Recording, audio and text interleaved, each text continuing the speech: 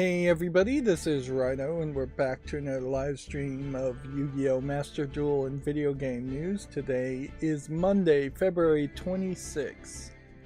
So, once again, we are trying the multi-stream thing, so I just want to make sure that we are not running into any network problems. Last stream was fine, but then there is always going to be this possibility that one day the network may just be really poor, and so there might be some kind of network dropped frames, but nope, it looks like we are still going strong there, which I do question certainly. Just what is my total upload speed really? Could I, if I'm going at about 6,600 kilobits per second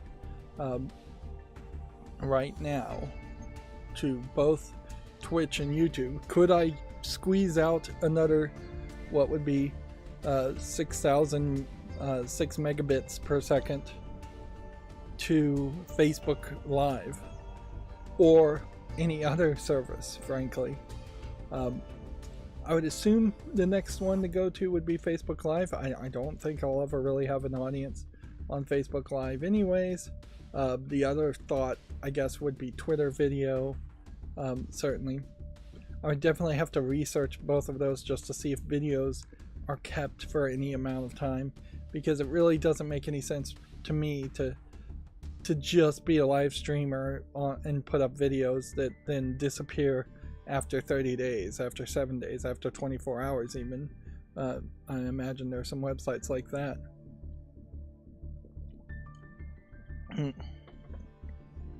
Let's hop into actually playing now. So we have new gates in solo mode.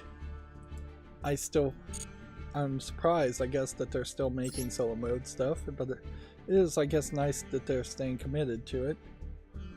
Branded opening is going to be limited, and then Water Enchantress of the Temple and Super Heavy Samurai Piercer and Parallel Exceed are going to be semi-limited. Whereas King of the Swamp and Prank Kids Meow Meow Mew are having the limit lifted. I wouldn't be surprised if some of these cards with the white and the blue here, yeah, white cards. It's funny, the text is in blue here. Blue cards for which the maximum number has decreased, white cards for which the maximum number has increased. Well, if you're going to make that comment,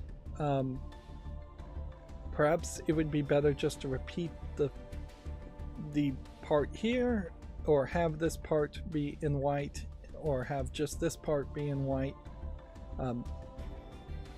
Seems like some odd formatting choice there, but whatever. Who cares about formatting in a collectible card game? Let's see, we still have the festival going. I didn't play any off screen. Instead, I've been making footage playing a game called Divide by Sheep, which is a very weird title because it sounds like it would be a pun on something, but it really isn't. Like, divide by sleep sounds like it would be a phrase, but it really isn't a phrase I've ever heard of, and it doesn't really mean anything. Sheep and sleep are easy words to confuse, certainly, but excuse me. But yeah, there's just not a lot of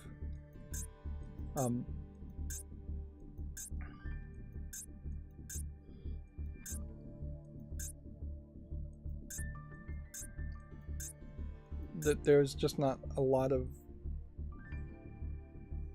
meaning behind any of that, come to think of it. And the flippantness of the name is kind of also probably a testament to the flippantness of the difficulty in the levels of Divide by Sheep. There are definitely just some puzzles here in Divide by Sleep Divide by Sheep. Alright, so this one has ended. Did we get far enough to even get the reward we wanted? Yes. So that solves one problem. Then this will be the festival we play, and this one we have not won with yet. And we were playing with our own slightly modified Zodiac Tri-Brigade deck. We'll try that once, but I probably need to jump back to using a loner deck. But yeah, it is such a weird game, Divide by Sheep, in that there really are only 7 positions that you can have platforms on that are, like, if we were to draw it out here, there's a position here that's a platform potentially. There can not also be a platform there. I mean, there can also be nothing there. So you'd have one here, here, here, here, and then like here and here. And yeah, maybe I didn't draw up that quite right, but and then what you do is you get groups of sheep to jump from platforms to platforms, and the main thing it's selling itself on is that in a rather small number of levels there will be a laser wall, and when the sheep go through the laser wall they'll get cut in half. And so then you are dealing with fractions, but only 1/2 fractions, and you're dealing with platforms that have different maximum number of cells in which you can have a sheep or half of a sheep stand on, and it's all in service of getting the correct number of sheep or half sheeps to the right position in a lot of times. For the most part, that's what it is. And then they throw in wolves that eat sheep. And then they throw in TNT platforms that explode if nothing is standing on the platform, so it's like a pressure trigger trap. And then they throw in pigs very late in the game. You have to be past the halfway point before you even see pigs, and pigs will land on top of sheep and kill them always. And most of the time you are trying to kill the sheep by the time you get to the halfway point of the game. And the game by default is very bloody and gory, and you can turn off the blood. And honestly, you should just turn off the blood. It just does not make sense for the game to be this gory when it's a math game that by all other rights really should just be a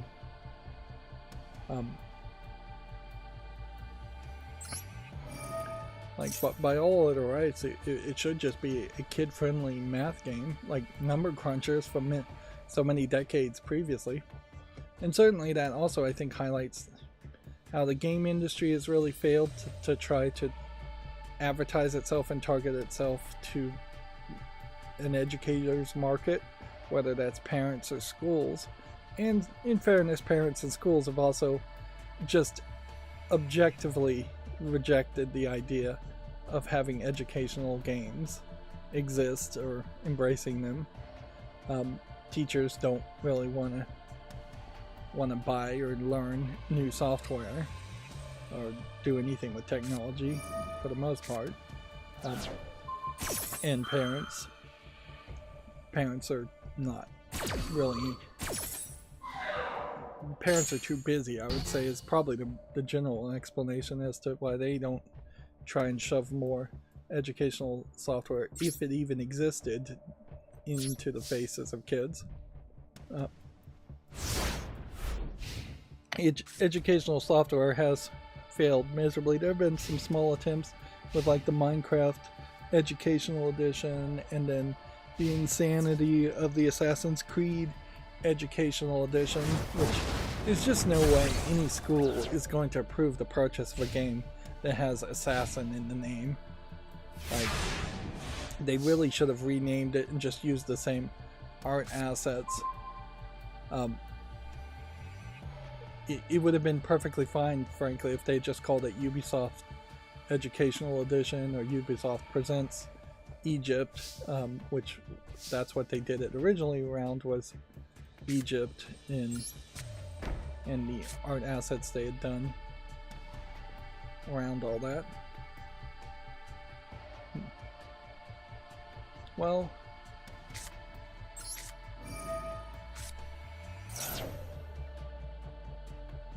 I suppose it's still worth it to just keep on filling up the graveyard here.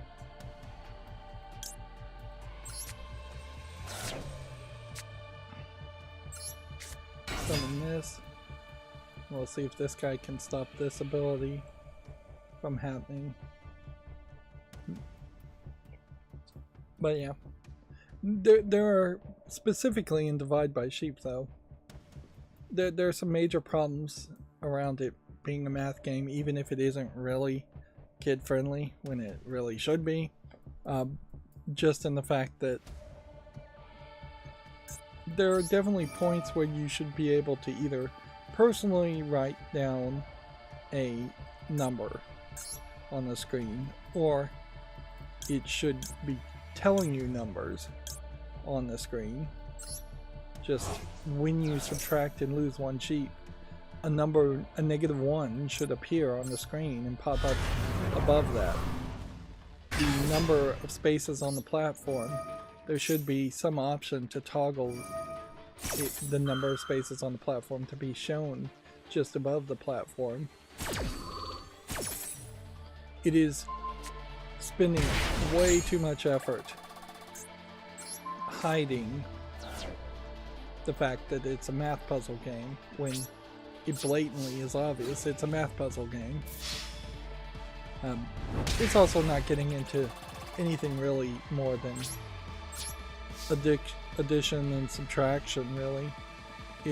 Sometimes it's addition and subtraction based on the maximum number of platforms on or a maximum number of spaces on a single platform. So you're running into limits, a high limit. No real way to run into a low limit, as far as I can tell.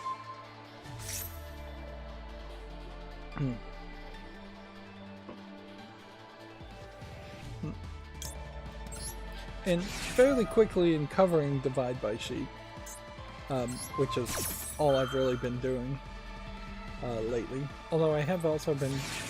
the other thing I've been doing is watching Hulu, A Shop for Killers, a Korean drama, which is maybe a bit of a slow start, but it gets more interesting as say in the halfway point is where I am now. And I've also been just trying to tease myself back into working on my smart on-air sign by just doing some research around ESP32 programming and seeing where the community of the makers are with that, which I really wouldn't have evolved that much in 2 or 3 months, but yeah, I'm trying to get myself back into being hyped to work on that project, if there's any hope there for that. Speaking of makerspace, it is still very, very obvious that the Raspberry Pis at this point are fairly dead, particularly since RetroPie really hasn't put out a new update for in a really long time, it feels like. Emulation Station DE, which is supposed to be, I guess, the desktop edition, is now available for purchase through the Amazon App Store for Android. It's a little expensive for the audience of people who are going to be just playing pirated old games on it and ROMs on it. Yeah, so to pay like $5.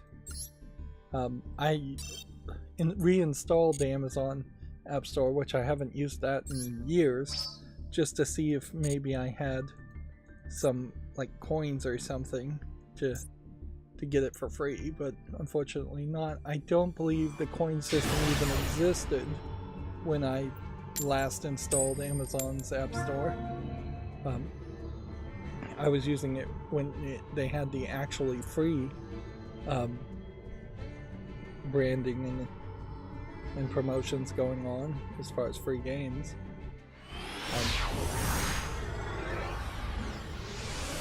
But yeah, while it would be nice to have Emulation Station on an Android phone, you basically still need something bigger, a bigger screen, and you need a controller to use Emulation Station properly. It's designed to be controlled by a controller as far as the interface, so in most people's usages of it, you would be putting a nice interface on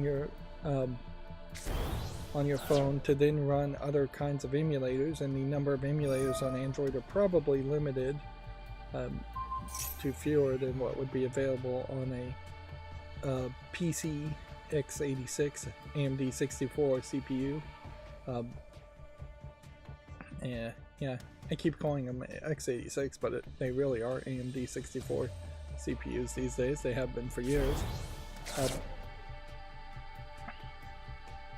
But yeah, RetroPie, Emulation Station, both of them I don't think have really upgraded or done anything new. If a Raspberry Pi 6 was announced tomorrow, it probably wouldn't be impressive.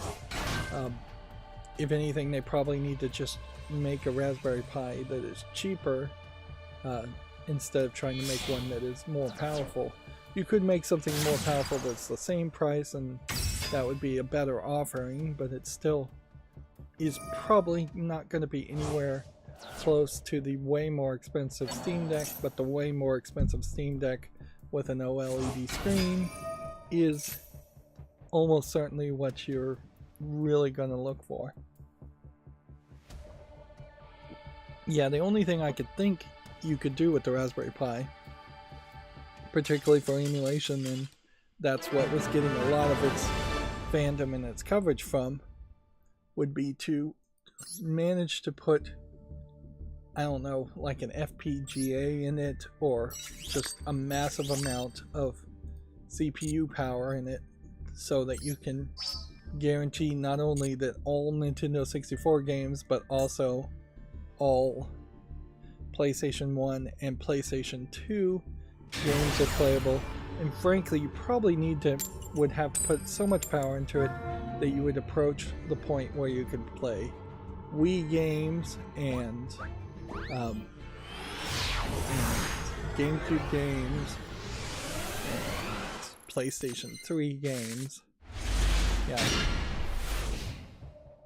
And then at a certain point, I don't think the emulators even exist in at least good states to play PlayStation 4 or Xbox One games or Xbox Series games or PlayStation 5 games. But I bet there probably is a decent level of progress that's been made for at least PC emulators with the Dolphin emulator to play Switch games. So I'd assume the Dolphin emulator would be the emulator to play Switch games on, if there is even an emulator to play Switch games on. You also get into that middle thought, certainly, where Raspberry Pis 5, even the most recent Raspberry Pis, still are probably weaker than the Nintendo Switch.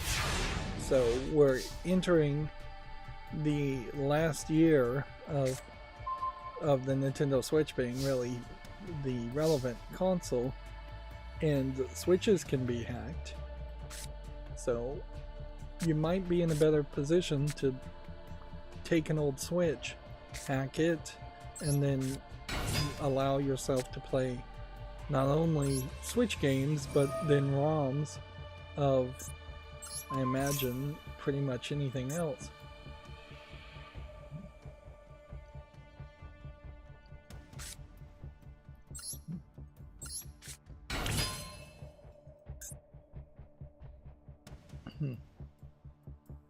What is this gonna do?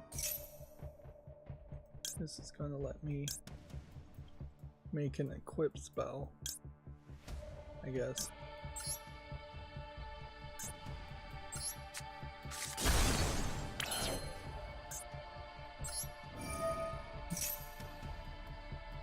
And then this will let me add a fire character to my hand. And if I knew which correct fire character to pick,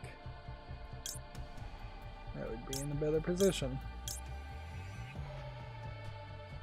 I guess we'll take this guy.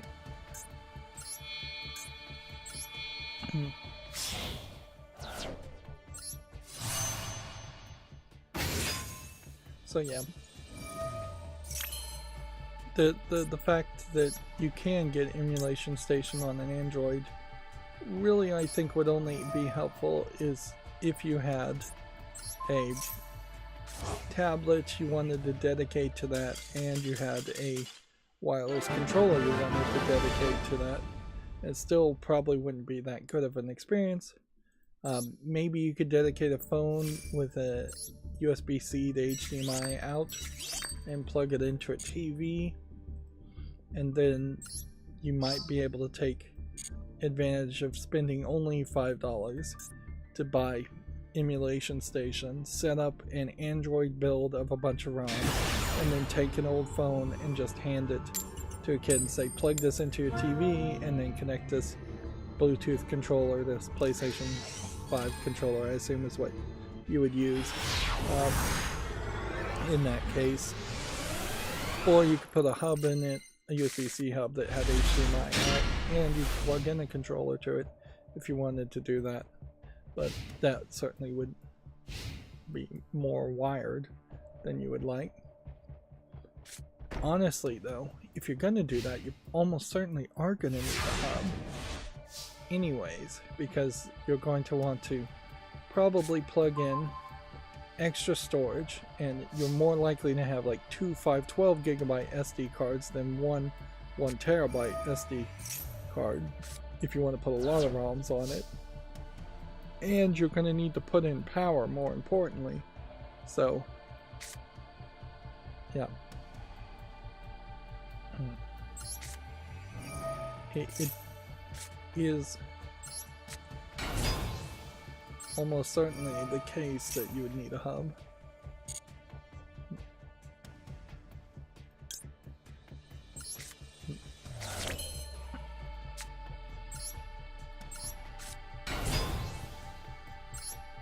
We're at the end of this festival, it's pretty obvious.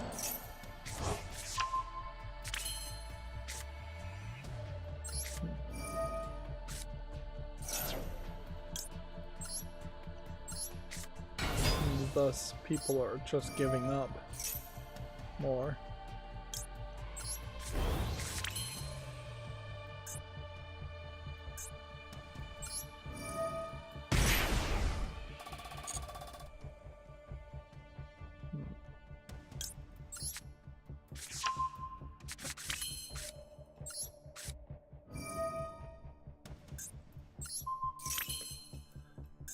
Yeah, so that's a long, windy way of just talking about playing Divide by Sheep. Oh, what I was gonna say, and I don't think I actually got to this point, was it definitely early into covering that game occurred to me that you could make a game called Cut the Cheese that would just be the exact same game, but less violent and gory. And then it would just be like little white mice and brown mice. The brown mice act like the pigs, the white mouse act like the wolves in Divide by Sheep, and then the pieces of cheese would act like the sheep. And then when a piece of cheese went through a laser wall, it wouldn't really be that big a deal if it got cut in half. And, you know, you really wouldn't change anything else from that.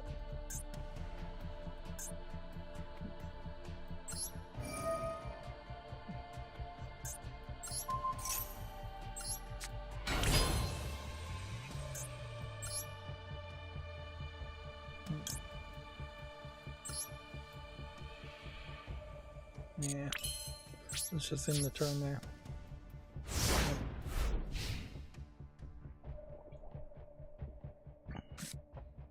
So yeah, you could definitely think of some creative ideas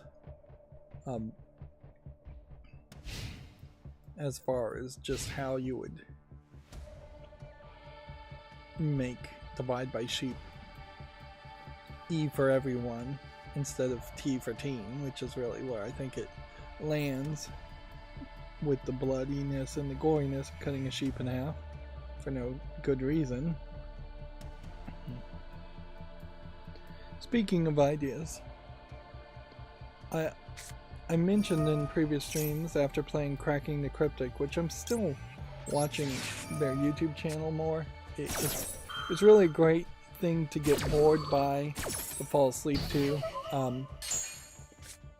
But yeah, after playing Cracking the Cryptic, the app on Steam, and watching more of Cracking the Cryptic's YouTube channel, which is run by 2 people. And honestly, I thought one was more of the primary guy and the other guy was more of a backup, but it does seem like they kind of tag team and do have more of an equal share of screen time.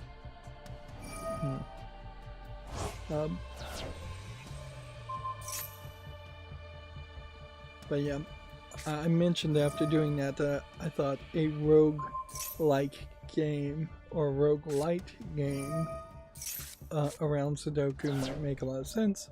And so then I did do a quick search to see if there are just open source Sudoku generators, and there are plenty of open source Sudoku generators in plenty of different languages.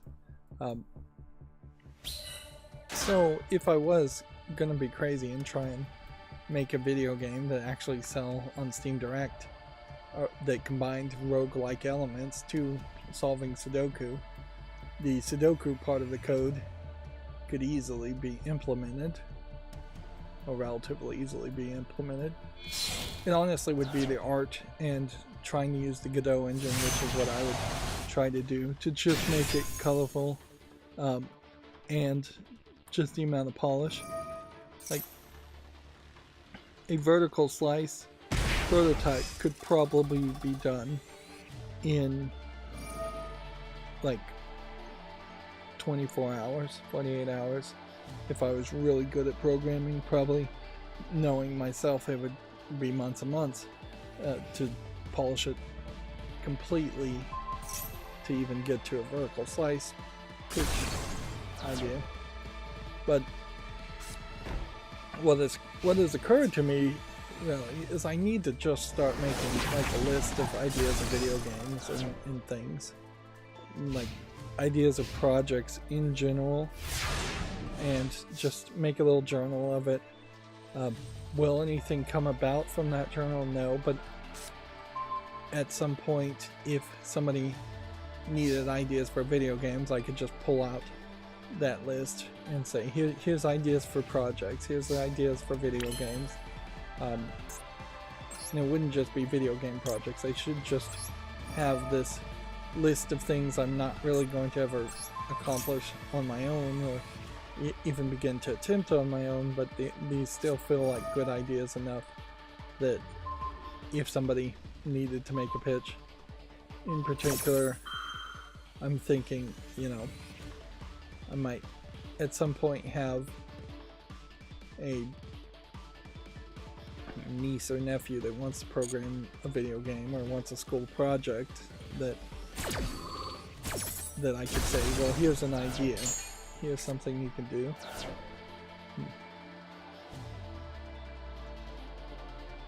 Well, somebody put hello on the chat and then deleted their comment. I think it was Shadow Master, so I don't know what the deal with that is.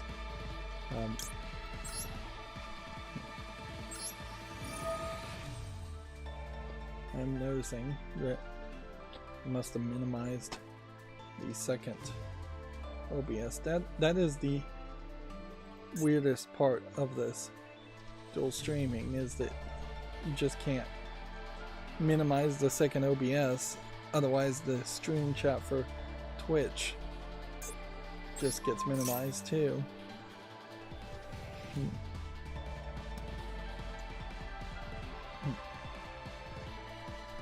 So yeah, it would make a lot of sense to be more organized and just have the list. Now inherently, if I did make a list of all the ideas of projects and video game ideas, it is going to just turn into a list of semi-failures and fairly depressing list at that point.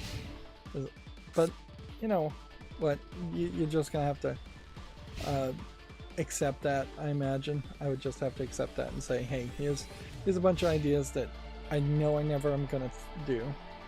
And I really wish I had started doing that list. As I get older, this is something that I think everybody should encourage kids to do, is just have an idea journal, keep records of what you're thinking about, what you're doing. It doesn't really need to be a deep emotional diary or journal like that, anything like that, but things you care about, you should probably write down and keep a record of it.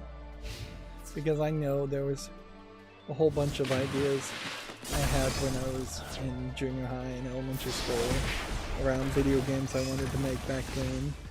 And some of them I kind of drew pictures, but I've probably lost that. But then there also was just a lot of ideas that are probably just going to be forgotten to time, and have been forgotten to time. Yeah.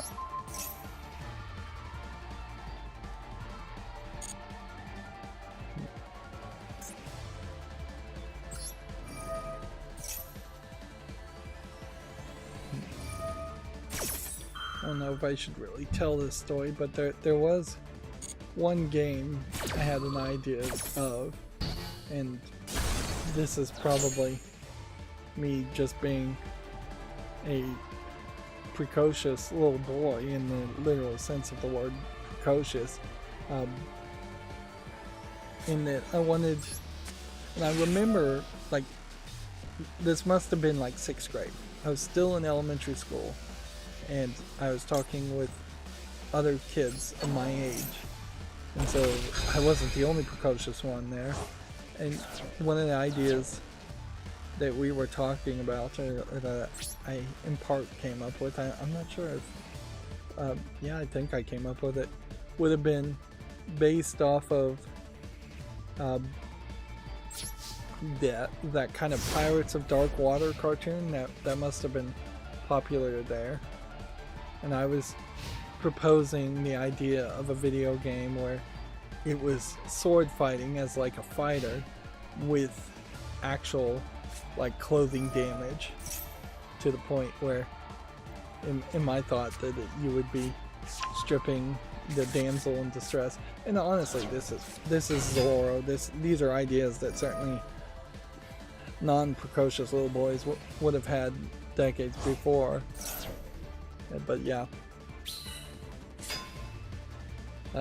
for lack of a better term, we were perverting out on the playground in the 6th grade, and it wasn't just guys. There was at least 1 or 2 girls in the conversation too. But honestly, sword fighting games even decades later have not been good, and I could see like a hentai style game out there where it's sword fighting, but they would break the clothes, but they don't go with sword fighting because swords are sharp, and then you'd be doing actual damage and cutting people. And so the concept eventually evolved, or that concept didn't go anywhere because it was just a dumb idea I had when I was a kid, and that's probably one of the ideas that would have been blacked out in the journal.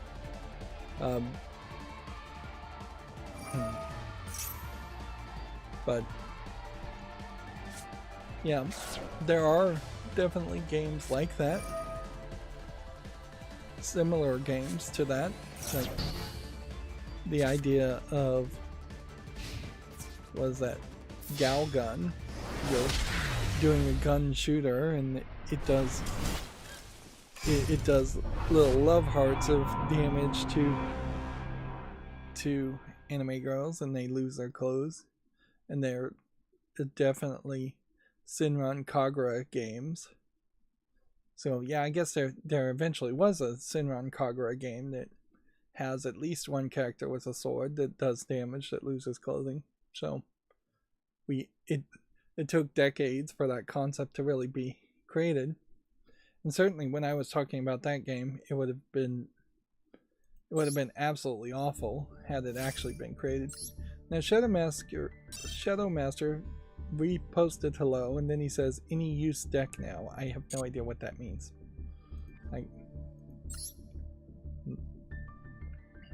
So I can't really respond to that. Sorry. Yeah. When I would have been in like 6th grade, it probably would have been somewhere around the end of the NES, the beginning of the Super NES era. Like the level of graphics would have been crazy bad. But at that time, that also kind of highlights where you probably could have gotten away with something like that a little bit easier when the graphics would have just been pixely and it really would have just been implied skin. Even if you had, say, tried to do the same kind of game where it's pirates stripping winches with their swords. If you tried to do that even in the Tomb Raider era, that low polygon era, it would have been over the top for a gimmick. And it definitely would have just been adults only. And even now, it would still be kind of inappropriate, or at least poorly received, if you tried to make a hyper-realistic pirate game. And I guess I'm mentioning a pirate game in part because Sea of Thieves and the other one, Skull and Bones, both are finally out now. Skull and Bones is finally out. Sea of Thieves has been out either in early access or what's felt like a multiplayer only early access that is never going to end. But yeah, even if you were to do somewhat realistic graphics, the game there would be unacceptable.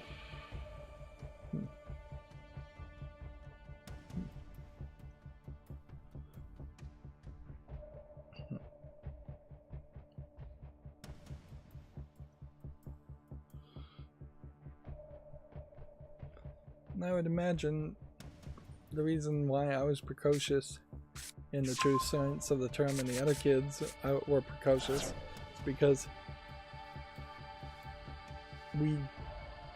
in that area where I grew up, there just was a rather lack of open, frank discussion as far as like growing into a young puberty and sexuality. Like even having the talk was like unlikely to happen for most of the kids in that area. And yeah, that doesn't stop kids from thinking about sex and nudity and girls. And frankly, at that time I probably was just interested in seeing a boob and didn't even know what any of the lower genitalia was all about. But yeah, it just doesn't get talked, and that doesn't stop kids from thinking about it. It only makes them think about it more, because it's so exotic at that point.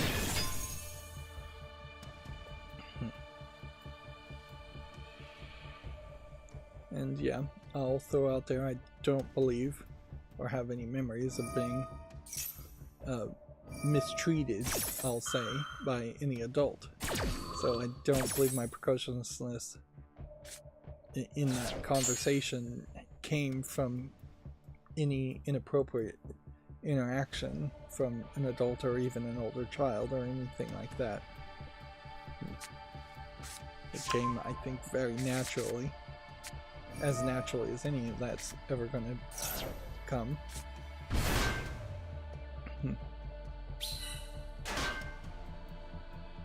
Of course, that is also the catch-22, is I can say, well, I don't remember any of that, and then somebody who wants to live in their own beliefs will say, well, we'll just then assume I blacked something out. Which, again, I don't have any memory. I don't believe that's the case at all.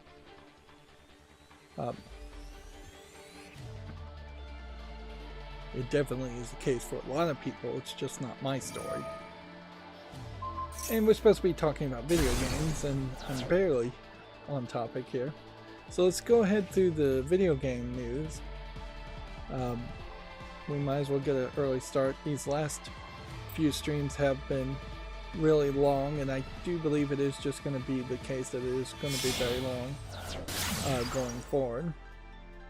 As long as we still have news to happen. I have seen Video Game Donkey cover Skull and Bones, and it looks like it's a garbage game.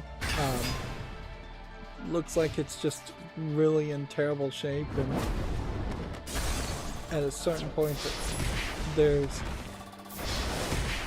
just going to be a case where it would have been better to cut and run and cut your losses, and now really doesn't feel like this was the point to do that. It feels like it should have been 3 or 4 years ago. I do believe Skull and Bones may have been in development for about 10 years, which is just ridiculous. But even comparing Skull and Bones to Black Flag, which is what it's supposed to be,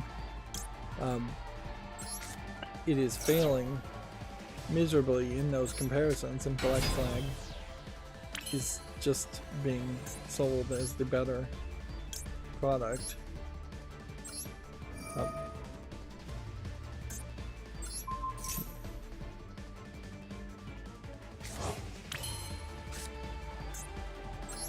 So yeah,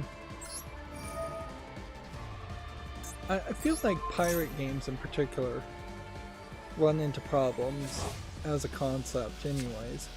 You really, I think, are missing a point in that pirate movies, pirate stories, pirate comics, all of which would have been super popular before superhero comics, and before gangster comics and spooky comics, and before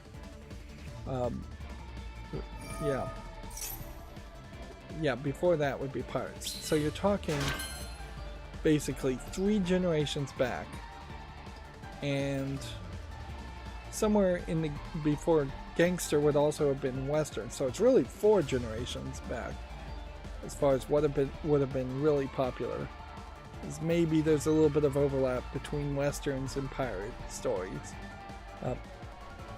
but very noticeably, pirate movies, pirate radio plays, pirate books, pirate comics, what do they all have connected besides just being about pirates? They have a story. So if you're going to make a multiplayer game that doesn't have really a story to speak of, you've got a real problem there, that you've missed the whole gimmick behind what you're trying to do.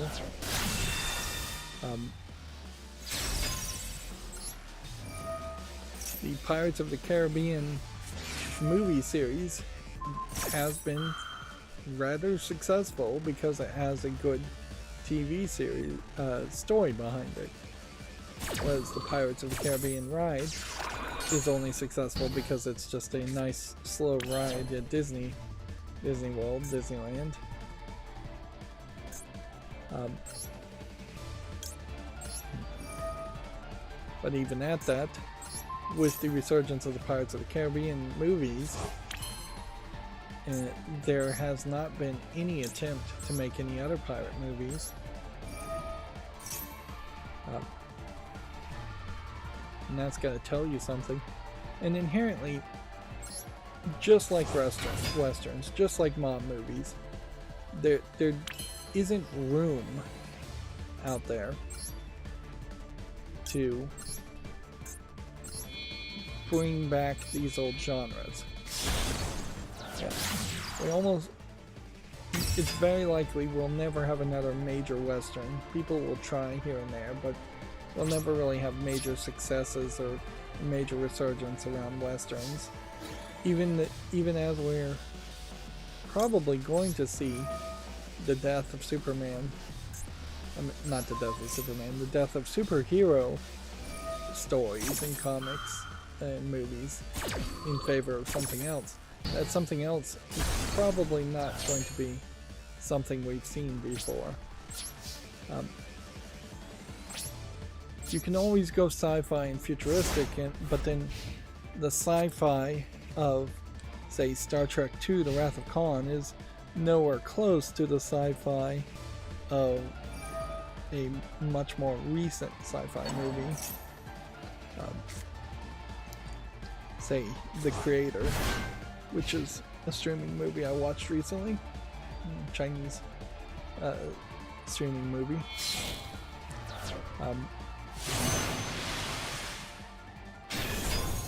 But yeah, as far as trying to do pirate games in video game form, I think first and foremost you gotta start with story.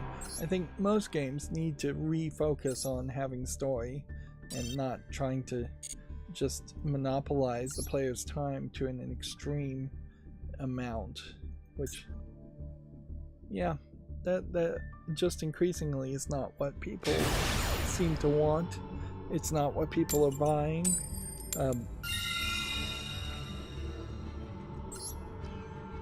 But yeah, I could definitely have told you just from my initial reactions around Skull and Bones and Sea of Thieves is that both of those games are not going to be games that would have held my attention that long. And so with both of those games trying to be games of services, trying to be multiplayer games, that's it felt like it was a waste of resources when they first were shown, and it still feels like it has been a huge waste of resources. I guess the question would become, can Ubisoft bounce back from that in any way? Will Ubisoft learn its lesson? Is this possibly Ubisoft turning a corner and saying, well, we gotta shovel this project out so that we can be done with it? Or is there just going to be either nothing else coming out from Ubisoft for a real long time, or are they going to just try and double down on Sea of Skull and Bones? If history is to tell us anything, I would imagine they're just going to try and double down on Skull and Bones in the same way that they have doubled down on Assassin's Creed and driven that into the ground. On the other hand, Ubisoft did put out that Prince of Persia game, so at least one of their games is slightly different now. At least they experimented with one game.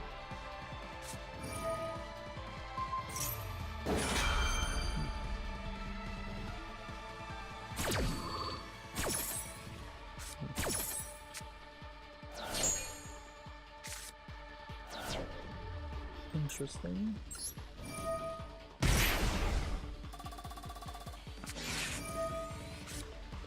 But I do want a good pirate game. I don't want to get taken the wrong way there.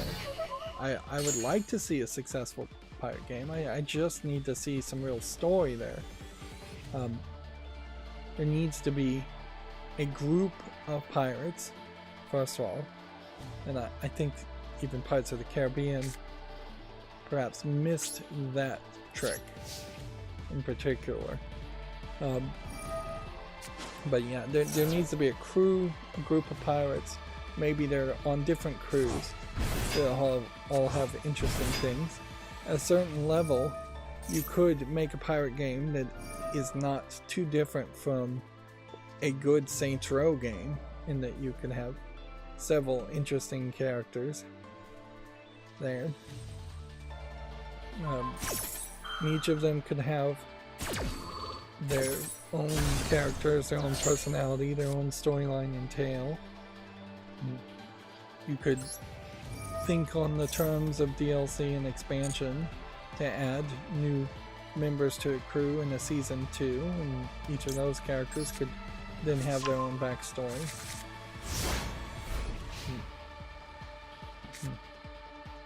But yeah, several interesting characters would be very helpful.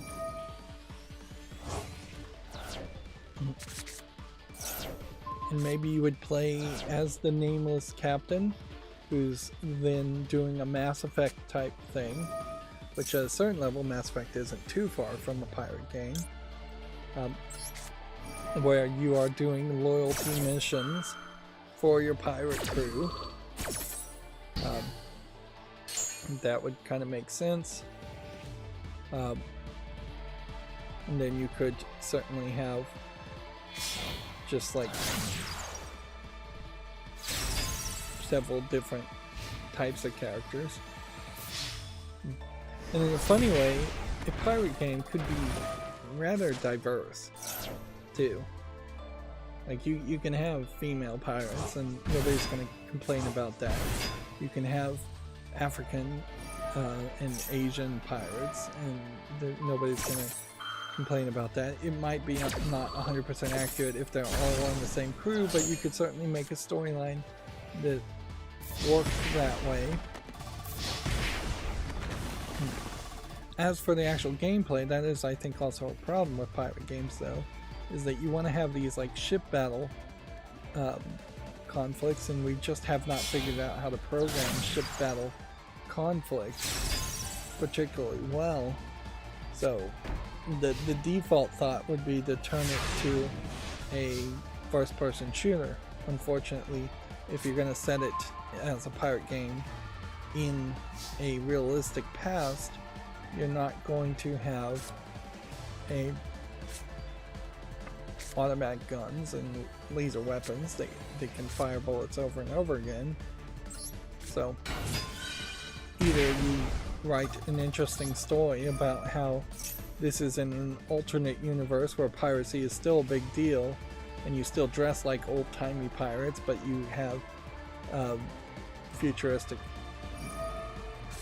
guns, or you make everybody really have to save their bullets because they can only fire once every minute or so, which that would probably be boring. Or you figure out some other way of doing it. Have a time travel element where weapons from the future end up in pirates' hands.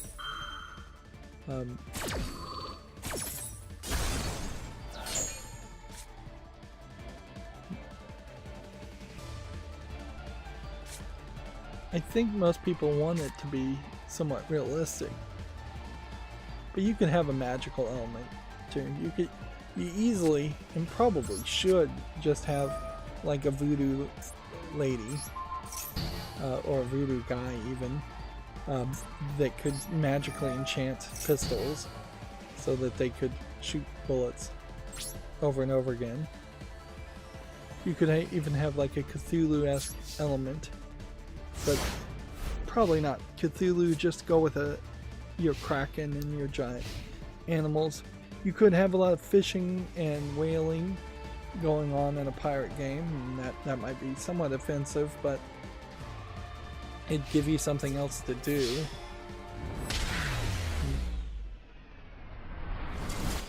And yeah, the amount of time to load a cannon and shoot a cannon was probably not being accurately depicted in Skull and Bones and Sea of Thieves anyways, even now, so that they're already, I imagine, cheating there.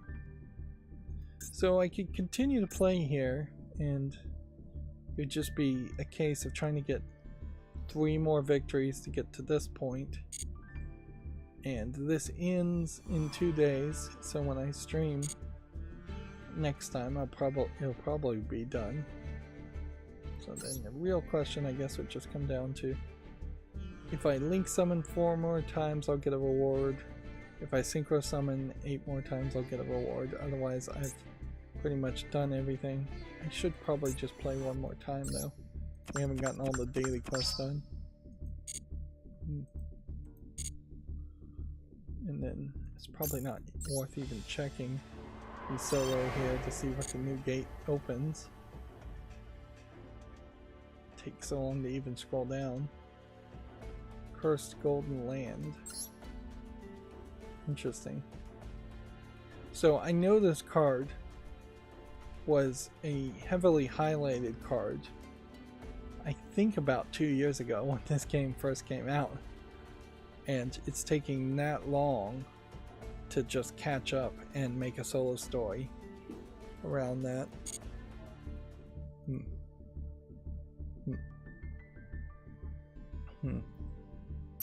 Alright, so let's play 1 more time and then... yeah. Keep on playing, I guess, with this. Or we'll try a different... let's try a different lunar deck just for some variety's sake. Yeah. I definitely would have to give it a lot more thought. And I am not 100% sold that there is a way to make a pirate game. I do think probably Mass Effect is your target, though.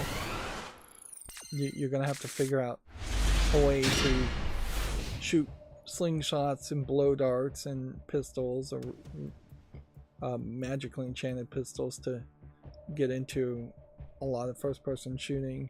You're gonna have to have a lot of skeletons, a lot of ghouls, not particularly zombies, or whatever. What were the ones in Mass Effect called? Reapers, I think.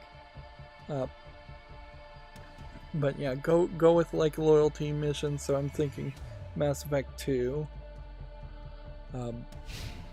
Cover-based shooting would be behind trees on islands in a pirate game, which could work, but probably be better to not emphasize on cover-based shooting and instead just run and gun shooting.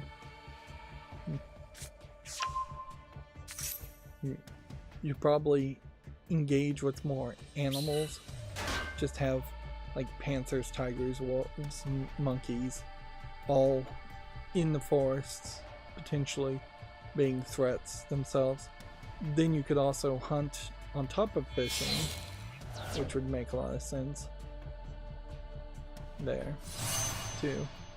To have half the missions be you're going to some island to hunt some rare form of animal, and then you're taking the pelts from those animals back to your home base.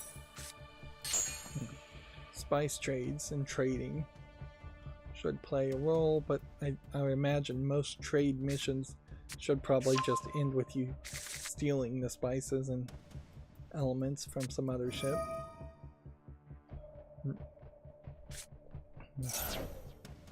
You probably need some kind of like barrel collecting mini game to scoop up floating barrels, because that would be a common thing that would have happened. Is a pirate ship would approach a non-pirate vessel, a trading vessel, and the traders would just start throwing their valuables in barrels overboard in the hopes that the pirate ship would just stop and pick up the barrels and leave the ship alone, which I think probably worked a lot of times too.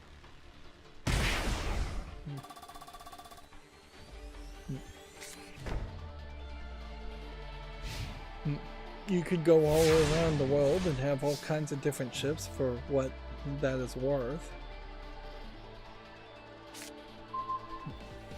But you almost certainly are going to have fast travel moving between like an Asian ocean area and an English ocean area.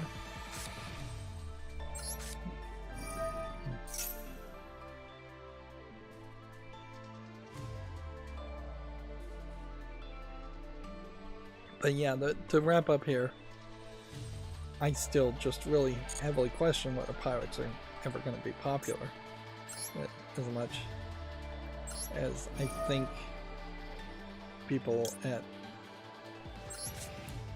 Ubisoft and people at Microsoft thought. And I think it's very much a case that the people at Ubisoft and Microsoft were falling in love with their own product way more than they should have.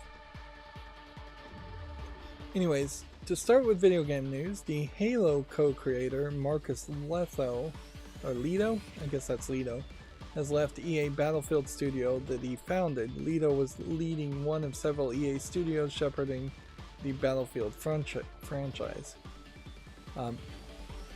Which this highlights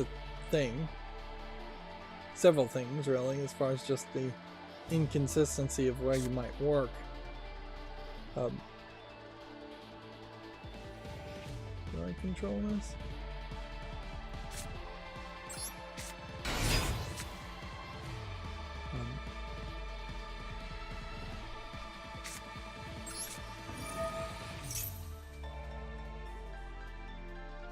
But yeah, this really highlights that here Leto co-created the Halo franchise at Bungie and performed both as art director and creative director roles when he founded Ridgeline Games in 2021.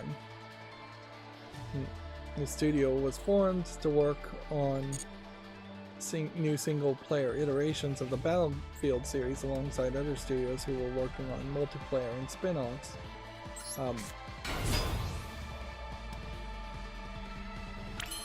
He has now left that company, so you could take that to mean one of two things. Either things didn't work out and he's just going somewhere else, which is a lot of options, or you could speculate deeper that maybe he's been enticed to return to Bungie, although the Bungie that exists now is not really the Bungie. It's not 100% the Bungie that was then, certainly, when they were making Halo. And it's still important to point out that Microsoft owns the intellectual property of Halo, so Bungie has been working on Destiny, and Destiny 2 is coming to its end.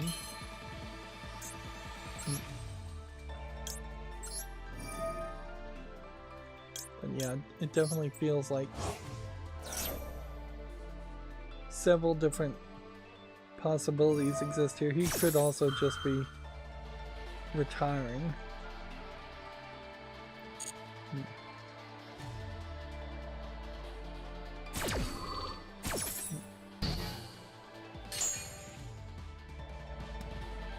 Now, this may also be in part affected by the fact that now that Microsoft owns Activision Blizzard, and thus they own the Call of Duty series, Battlefield as a series may be at its very end, and there may not be enough motivation or enough of a chance to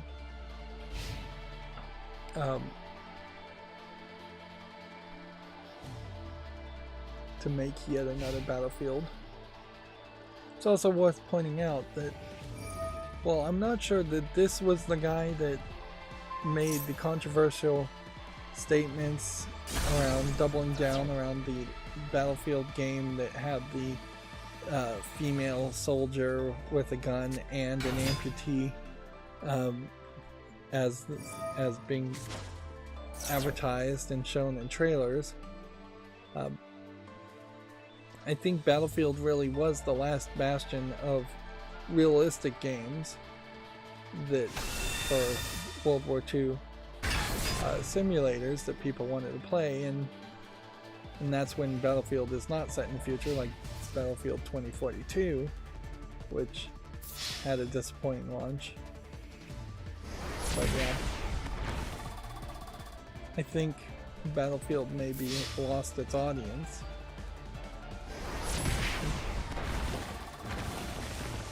Of course, this also could just be an EA issue in particular, because everybody knows that EA doesn't really invest in enough games and doesn't really make good enough games.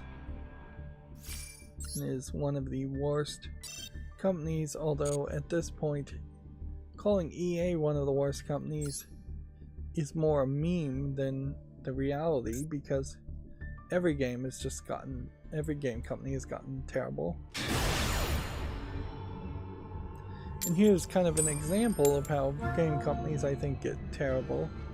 Larian's director, who responds, I think, far too much, and probably is working his way to being the new Randy Pitchford as far as just tweeting too much and saying things too publicly. Although perhaps not anywhere as controversial yet as Randy Pitchford was.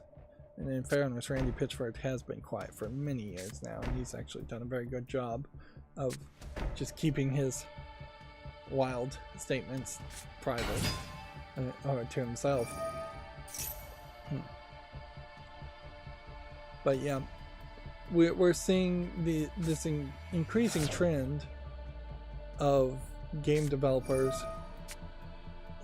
trying to play the victim, when in modern days, with everybody connected on the internet and any troll being able to make a sock puppet account and insult or threaten somebody,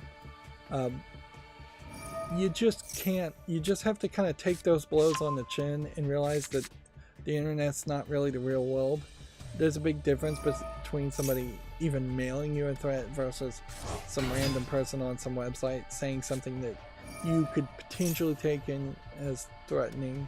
And then the phrase toxicity, or being toxic, is just a super nebulous term at this point. It can mean anything to anyone, really. And so then you get these split headlines where it's Baldur's Gate exec condemns threats and toxicity against devs, period. And then there should be another headline, Baldur's Gate 3 is working on mod support, period. He also has confirmed in the subheadline that Baldur's Gate 3 has way over 10 million players.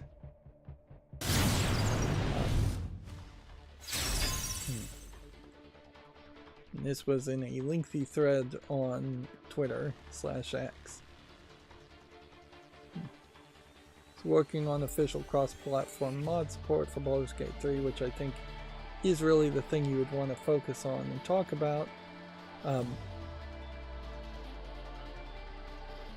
then as far as threats and toxicity, you should you pretty much just have to assume that any big popular game company is going to get some of that, and you just file that away, and you're probably better off to not have a director have direct access to a personal Twitter account that's public, that people could see and reply to at least, and instead have just a community manager / secretary equivalent looking at all those comments and filing away threats.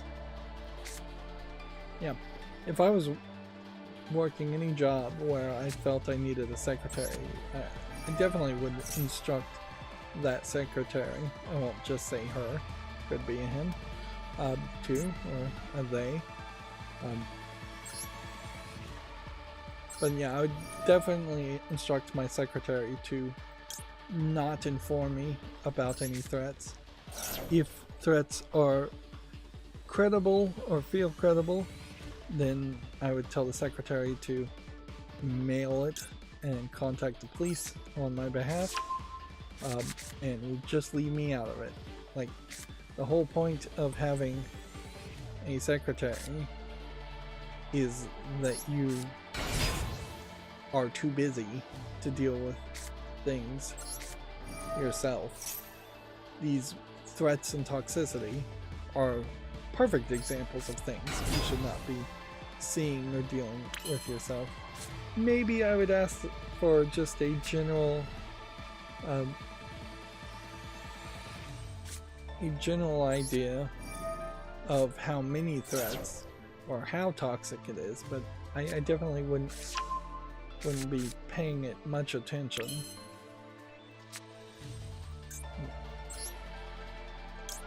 Meanwhile, it all still hovers when a game company comes around and says there's threats and toxicity. It always comes around like it's potentially just, I won't say SJWs inherently, but just wimpy people that want to be victims, want to play the victim. People who are looking to be victims no matter what the reality of the situation is. And frankly, that's a lot of people.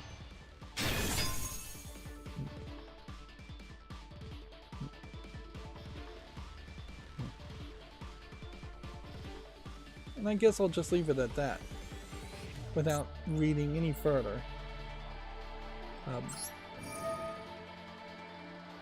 Because I personally don't even care to go into the details of what the threats are, or what the toxicity is. I mean,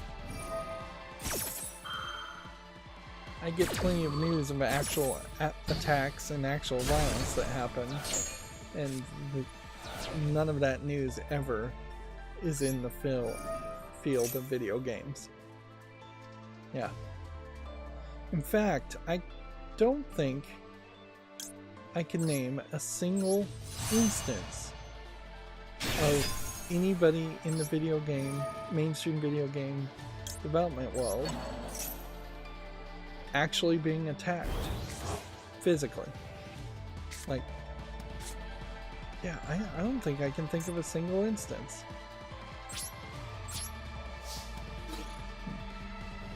It must have happened.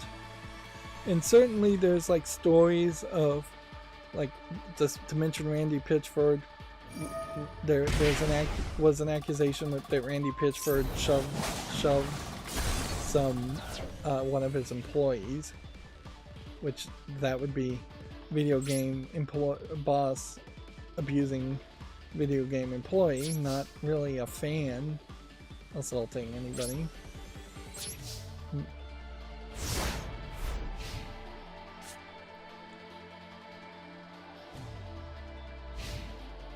Yeah, I don't think there ever has been a single story.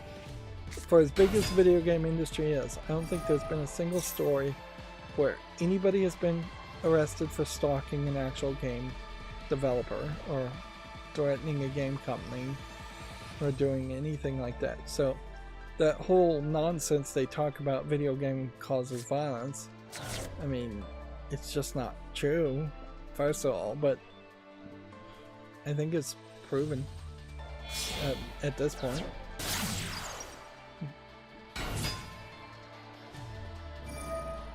Yeah. If somebody knows in the comments, let me know. Has there actually been a story where anybody in the video game industry has actually been stalked, assaulted, anything more than threatened, and like, or even credibly threatened, if as far as somebody had actual stockpiles of weapons and got arrested with that? There's been way more stories like that for like YouTubers threatening, assaulting each other. Certainly. And certainly there's been a few stories as far as Hollywood celebrities. One of the things I think that really prevents that from ever really happening is the fact that video game developers tend not to really go anywhere where the public are, or even be known as far as what they look like. Yeah. It's not like there's an inherent Comic-Con equivalent where game developers all go and can be seen. There's a little bit of that at like PAX, I imagine, but not any real high level of it.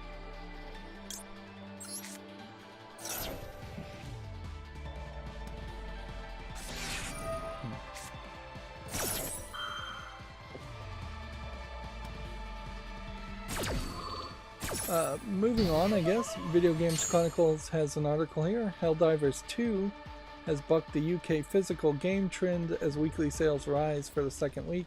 The game has been selling more copies per week since release.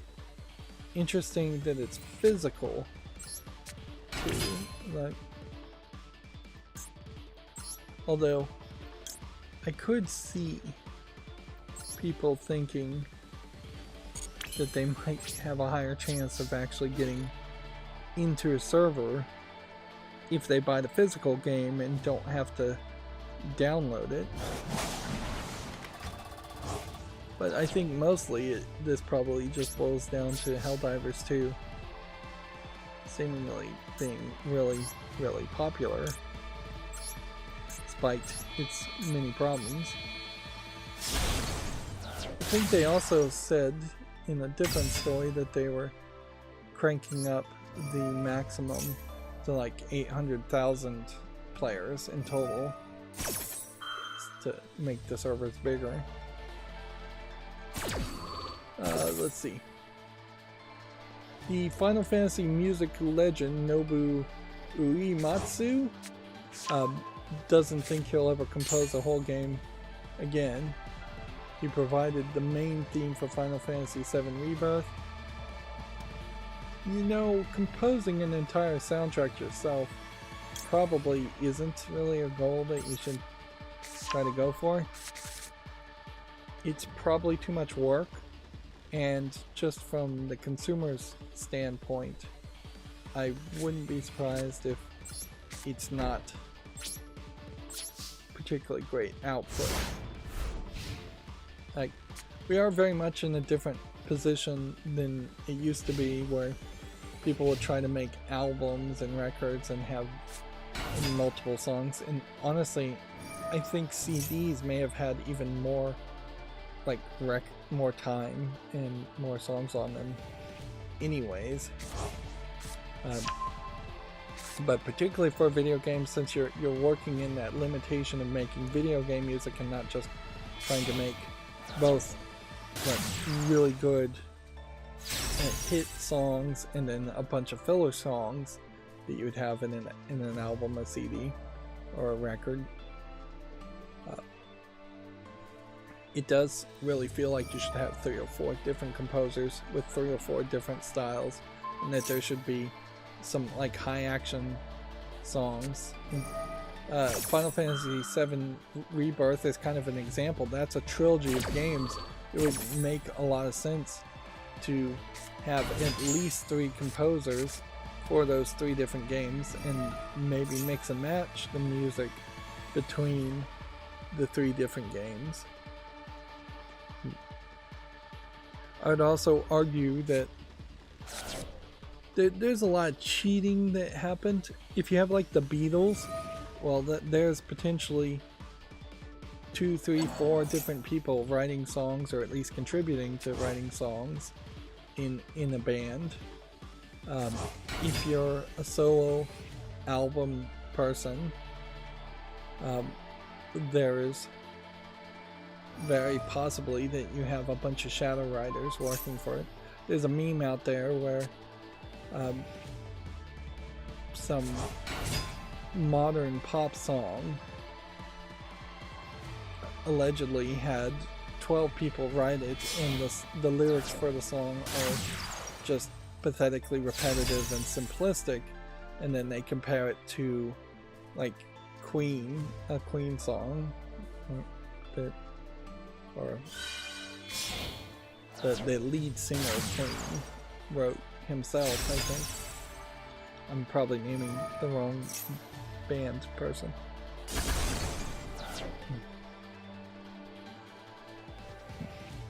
Inherently, I think it's important to also highlight that the timelines are completely different there.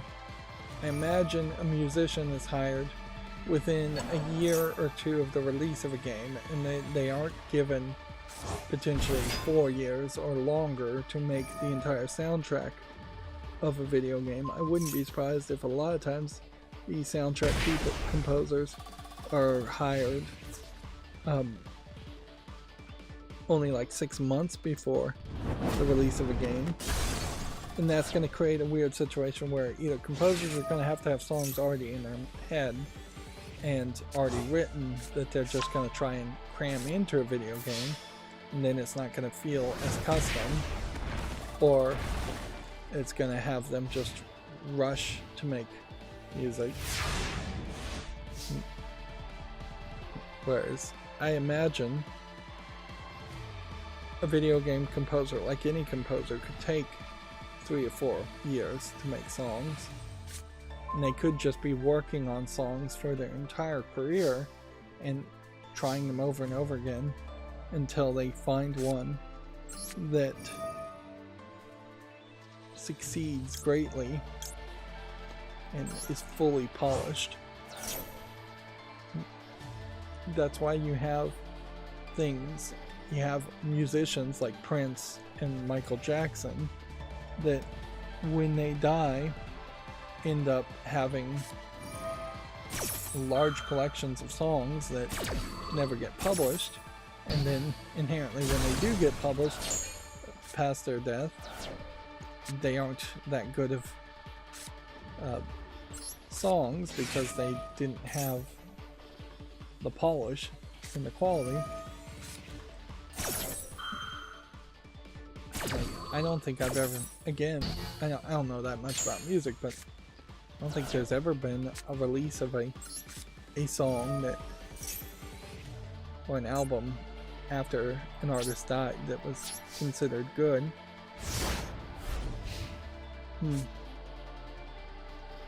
Back to Uematsu, though, he's most famous for composing soundtracks for the first 9 Final Fantasy games and working on numerous subsequent entries.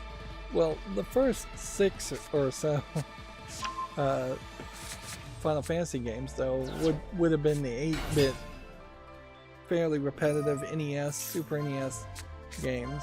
So making that kind of 8-bit music and limiting yourself to the physical requirements of the hardware requirements of 8-bit and 16-bit systems is probably a little bit easier to do than composing new music for new games, particularly now that Steam is promoting their Steam Audio, which is going to be more 3D in the way it's designed, and certainly audio in general is just trying to be more 3D and more surround sound. And even if it's not trying to be more surround sound, it's going to have a much wider dynamic range, for lack of a better term, in which you can just have different kinds of samples of different kinds of instruments and different kinds of instruments playing on it. It's the difference, frankly. The first 6 Final Fantasy games, the 8-bit Final Fantasy games, would have had 8-bit music, whereas we're at, as a direct comparison, you could easily do 24-bit music in games these days. You could probably push it to floating 32-bit floating 64-bit music. The number of samples you could do for 8 bits are going to be really low for NES, Super NES games, where the number of samples could be almost infinite in a modern game. And we have weirdly created a whole nostalgia around 8-bit music, when in reality it is the equivalent of listening to music that's being played on a synthesizer compared to listening to music being played by a full orchestra. And there's just no real comparison there if you were to run the numbers. Both can be pleasant because music appreciation really is just an opinion. But if you were to look at it just by the numbers, one instrument cannot create the same deep swelling variety of sound that an orchestra can. And even orchestras are a little weird because you're having multiple instruments all playing the same note, trying to synchronize and synergize with each other. In many cases, it is much less often that you have a big chunk of the orchestra playing one part of the music and then another chunk of the orchestra playing something else. I will say one thing that's slightly surprising here is you have your standard Japanese old guy, and he's probably not even that old, but he has kept up with the technology pretty well. He's got a laptop, he's got a piano here, he's got an electric piano here, he's got a keyboard over here, which probably is going to yet another computer. It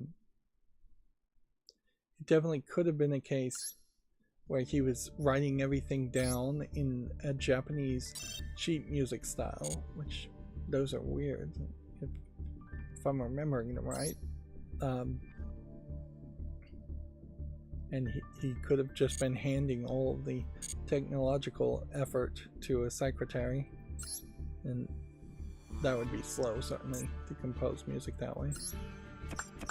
So we didn't make that much more progress as far as the festivals go.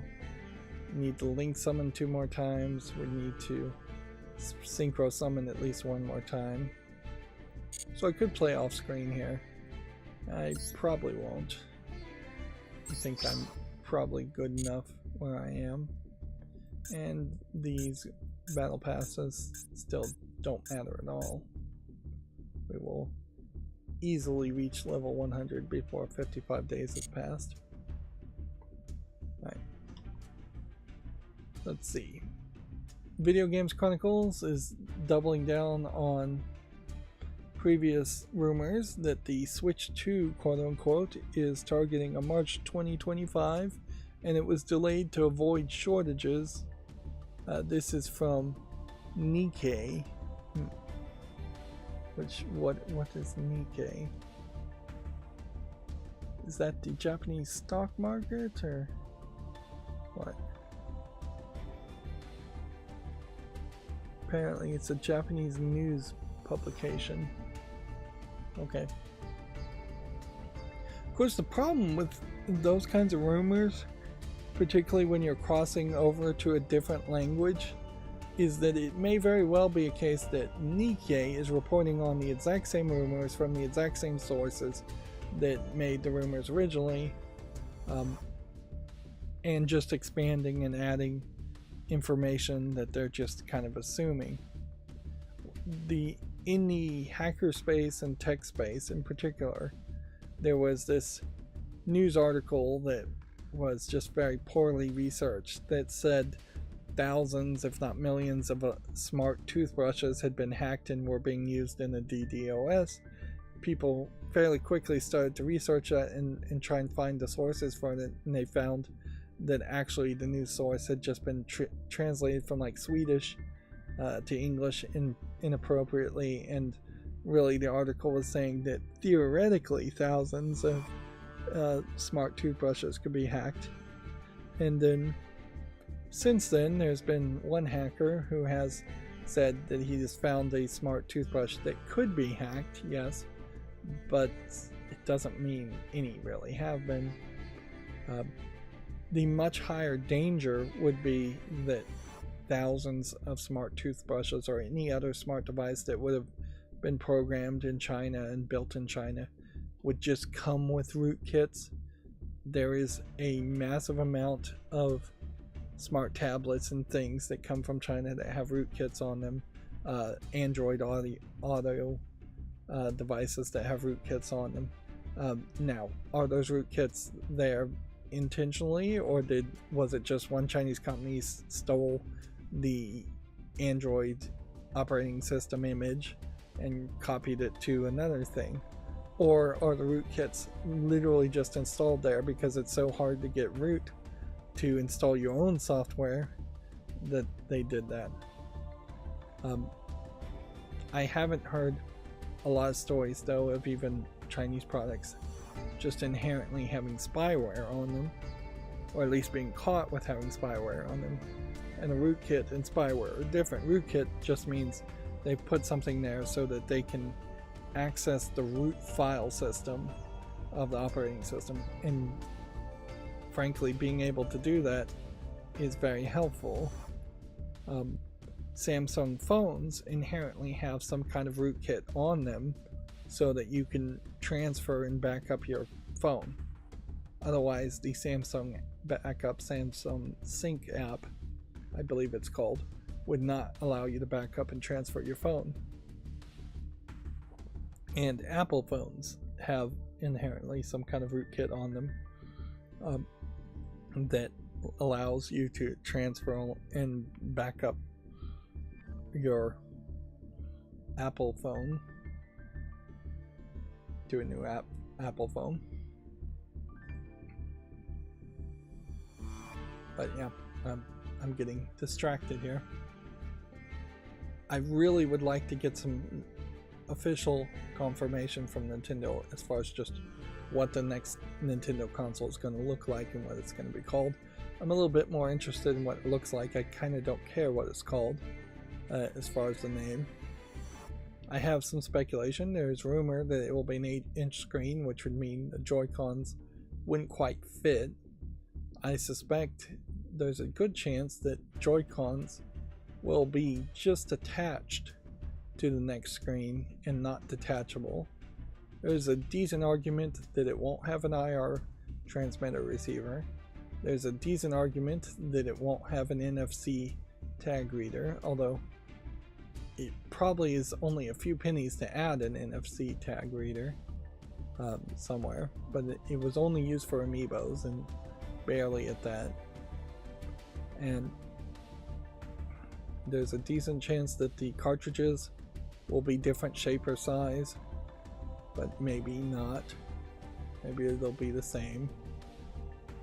And then I'm not really expecting much more. I do think it is just going to be kind of a incremental improvement. Moving on, Video Games Chronicle says the Bravely Default producer teases an announcement later this year. Tomoya Asano says there will be developments in the Bravely series. Bravely Default is yet another one of these Japanese RPG games that I'm not 100% sure who the characters are or what the story is. Here we're seeing some moth fairy character, which that is an interesting way certainly to depict a fairy, to have moth furry like wings. And I can tell by the color palette that it is one of these more modern Japanese fantasy games with the brown color palette, which seems to be in vogue at the moment, somewhat off for a lot of games. Epic Game Store. Oh, I wanted to talk about this. There's this advertisement here, confidential from Greenville Police Department personnel only. Dead by Daylight, All Things Wicked comes March 12th. I have no idea who this character is. and I have no idea where Greenville Police Department, from what franchise this is supposed to be. So I probably need to do some research. She looks like an intriguing character here with the pink and black goth appearance, and then you have this monster character behind that, and so I almost wonder if this is supposed to be the character, and I just don't recognize this character either. And this is just supposed to be some random victim character. Maybe we could get in the comments here, and that's not what I meant to do. Yeah, maybe we could see in the comments if we could get a general idea.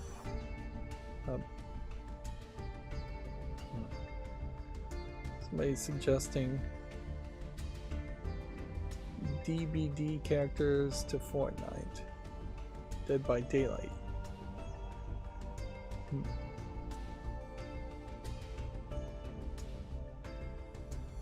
None of these replies seem to be in any way connected to Dead by Daylight.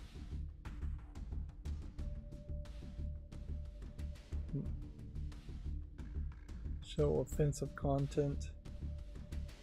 Nah, I don't think we'll do that. Yeah. So not a single one of these replies seems to have anything to do with Dead by Daylight. Yeah. So I'm gonna have to do some research to try.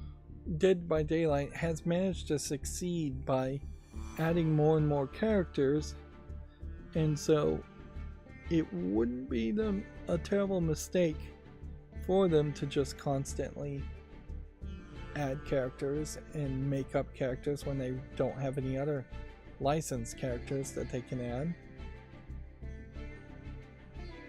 GameDeveloper.com has an article here that says, alright, so we just disconnected and reconnected from YouTube. I probably won't have any disruption really, like for half a second.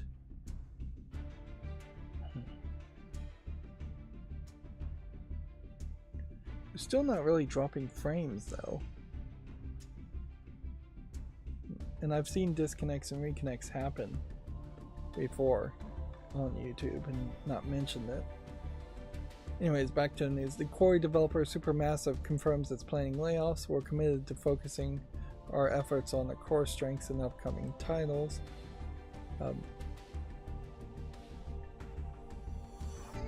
It's kind of funny where Supermassive Game gets labeled as different developers depending on who's talking or what they're trying to say.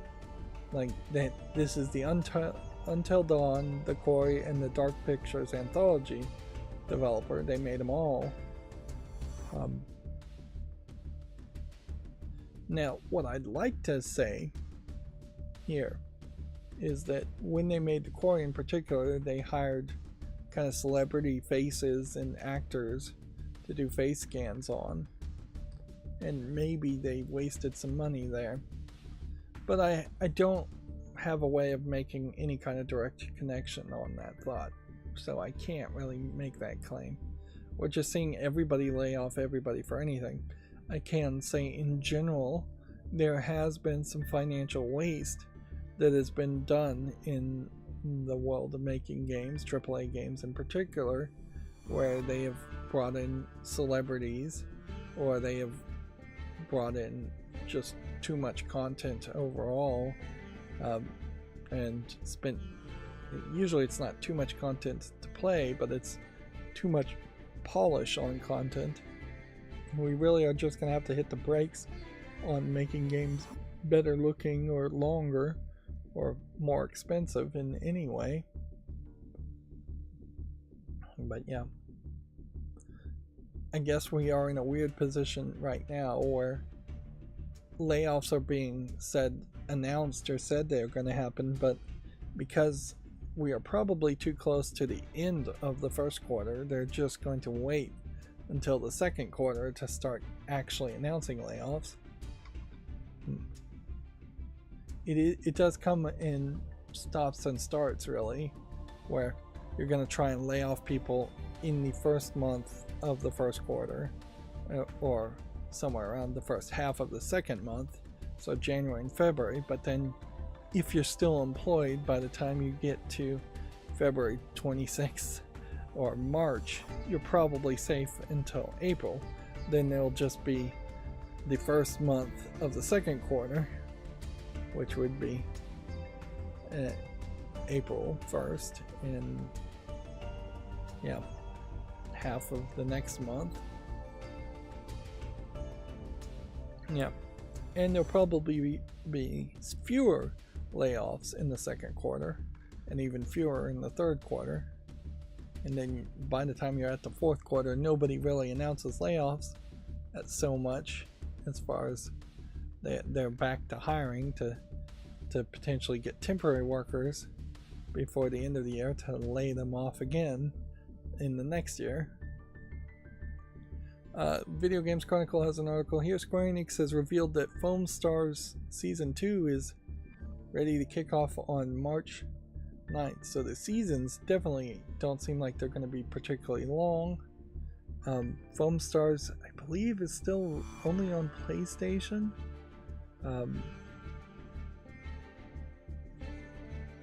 Otherwise, I would say there's not been really a lot of talk around Foam Stars. Probably because it is just it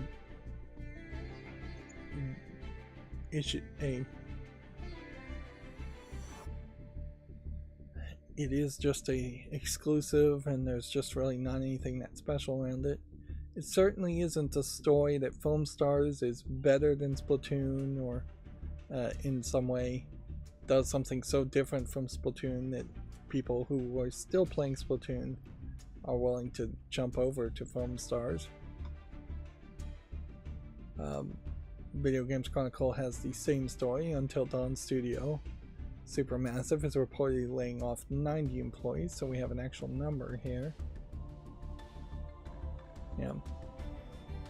We need to go from numbers, certainly, to names, though. We need to find a way to convince people who have been laid off to stand up and have their name spoken in some way.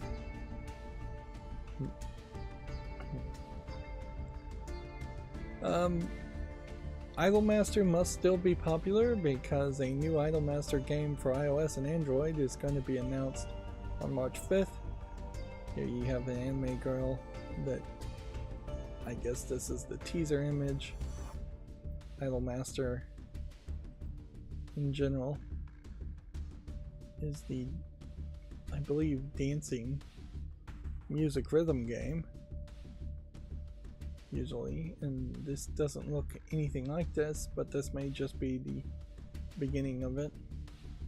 I've also decided to just turn off the blur on watching trailers and videos. We'll see how that goes.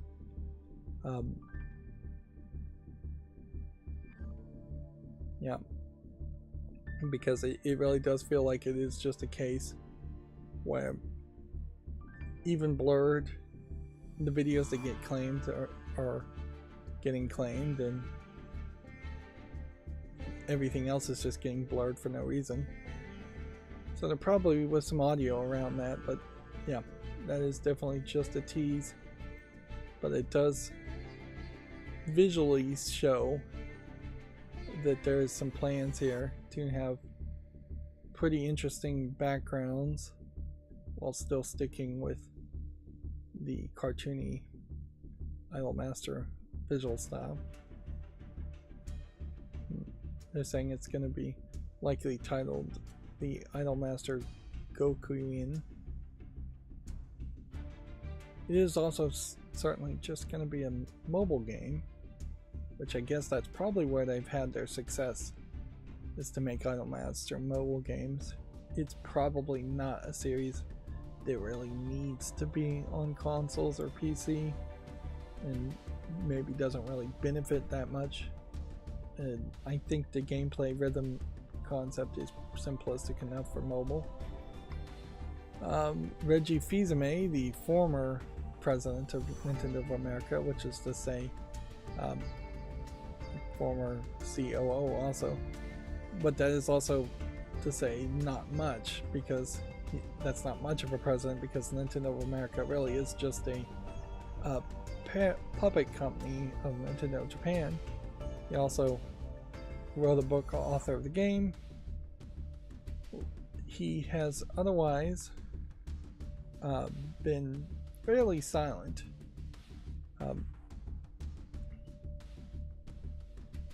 As far as really being out of the video game industry, which is fine. Even though he was seemingly liked by mainstream video game journalists, he doesn't he really hasn't been missed that much, I suppose. And his replacement, Doug Bowser, in the same way, has been very quiet, and it's very much a case that whoever's in charge of Nintendo of America is just the English speaking secretary to Nintendo of Japan, and they show up on stage every now and then to announce a game, but they're only allowed on stage when one of the Japanese people like Shigeru Miyamoto is also on stage. But yeah, the Game Awards pointed out that 5 years ago this week he announced he would retire, and his final day was April 15th, 2019. And so he's responded, time flies. But yeah, has time really flown for him? I guess it has, but it certainly hasn't via Twitter, because I'm following him and I'll never see him post anything at all. Yeah. Which is fine. I mean, if you're going to retire and you're just going to stay off Twitter, those are all fine concepts to embrace. But he does still very much have this, like, honorary position, I suppose, and people still want to talk about him and mention him when, honestly, I don't know what you can actually attribute to him for his entire career. And I am being fairly critical here, but yeah, I just don't really know what he actually got approved or what he actually did as the president of Nintendo of America. And I think that probably highlights that if you want to be a video game creator, you probably don't want to work at Nintendo of America unless you want to do the bare minimum of work and really just be a localizer that translates the Japanese games into English. For the most part, even people who work at Nintendo of Japan aren't, I don't think they're actually developing games that often either. The HAL laboratories maybe, but a lot of Nintendo games are actually secretly being developed mostly by second-party developers that they just don't credit, or they don't highlight, at least, that they were created by something. Metroid Dread, they did fully admit that was not really developed by Nintendo. Moving on, the Geolith emulator has been ported to LibRetro. So this is a Neo Geo emulator, a new Neo Geo emulator for LibRetro. Which I don't know if there was another Neo Geo emulator that already existed, but when it comes to emulators, you can't have too many, so having different options to potentially launch different ROMs on different emulators, because one emulator might be more accurate or better at running certain games, is really not a problem. And that's one of the things that Emulation Station can kind of help you with, is that you can have per game launch settings, so you can change which emulator might be run for some games versus others. For the most part, you probably don't need to change it too much unless you're actually playing a game and running into problems. and for the most part you won't. But like the more difficult to emulate in Nintendo 64 games in particular, about half of them last time I dealt with Emulation Station and RetroPie, like half of them ran at all on, I won't even say ran good, they ran at all on one emulator, and then half of them ran on a different emulator. Let's see, we're almost done with the news. YouTube creators tweeting still things. Here's another ridiculous thing they tweeted. What's one thing you do every day to prioritize your mental health as a creator? So I imagine the comments here are not going to be good.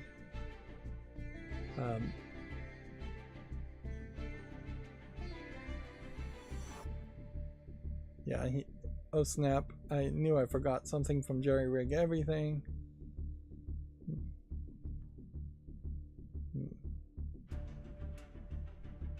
Go to Rumble instead of YouTube. Yeah. But yeah, not really a helpful thread, I imagine, to ask that question. You should probably be answering this question as a YouTube creator's channel. Is like, here's some things we've hired somebody to help improve your mental health, or here's some things we've done to try and improve your mental health. If you're asking, I mean, this is YouTube in a nutshell. YouTube creators here is asking the creators to write a script for them as far as how do you improve your mental health as a creator, so then they can promote those ideas as their own. That they're effectively trying to steal the ideas of the commenters, or at least steal the karma from it. And wouldn't that be YouTube in a nutshell? Is that they're effectively trying to steal the effort, or at least exploit the effort, of content creators to take significant cuts in ad revenue and not pay the vast majority of people who make content on YouTube at all anything for the content they create.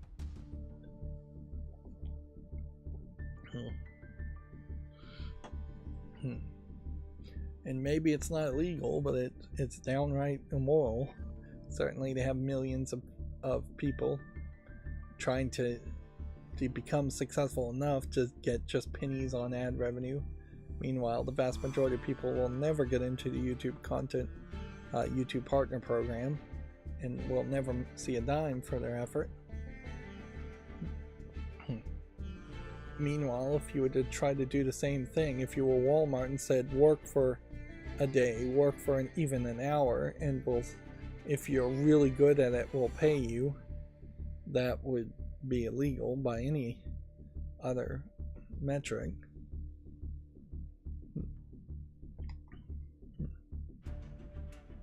Let's see.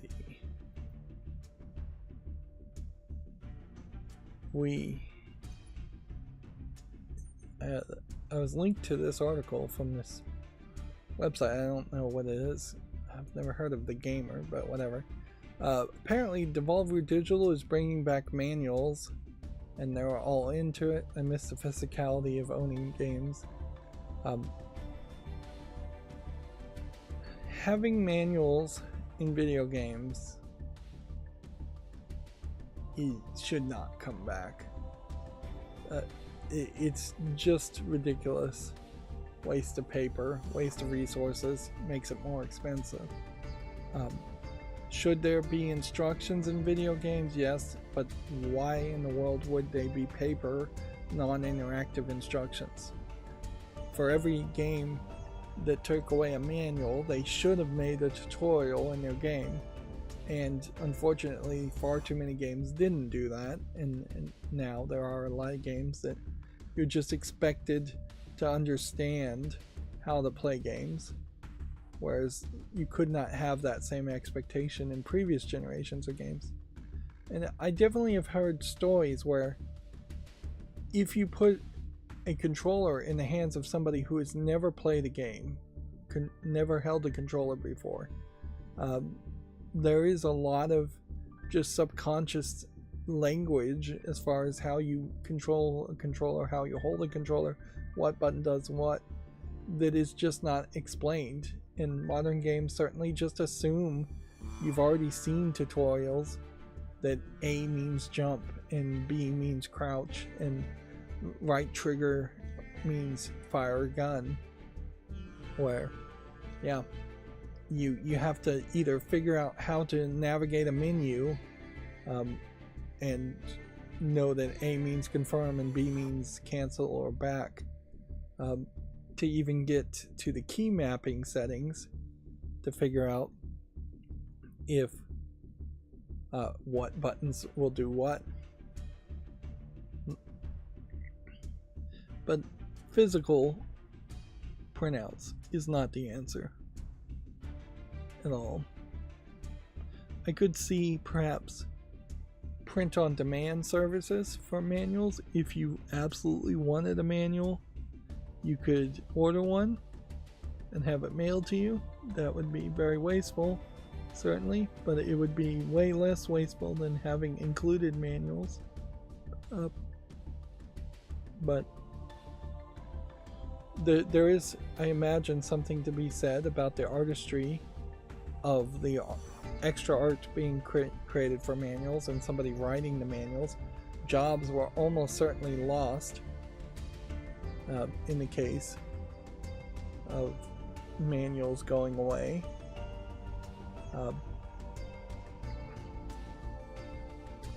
But yeah, you just can't move backwards in time. Now, I don't think I'm gonna ever come to the gamer again, or at least not often enough. The other point here to mention certainly is limited buying, like a collector's edition and then one of the items being a manual does not really add much value to a collector's edition. And that's why we've seen in almost all collector's edition that there hasn't been manuals added.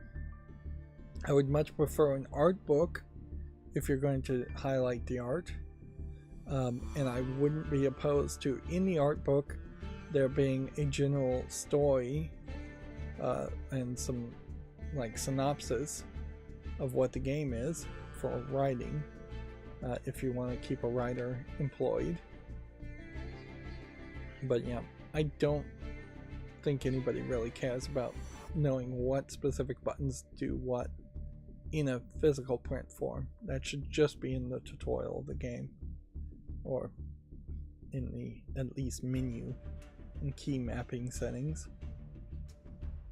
Of course, again, if somebody was brand new to games, if an alien landed on Earth and tried to play video games, they really would have no clue how to hold a controller or what button does what. What was TubeBuddy talking about here? TubeBuddy, in contrast to YouTube creators, was asking, besides YouTube, what's your favorite social platform to share videos on? Let's see, TikTok, Instagram, Snapchat, Twitter, X, TikTok, Facebook or TikTok, Facebook, Instagram, Pornhub. Yeah.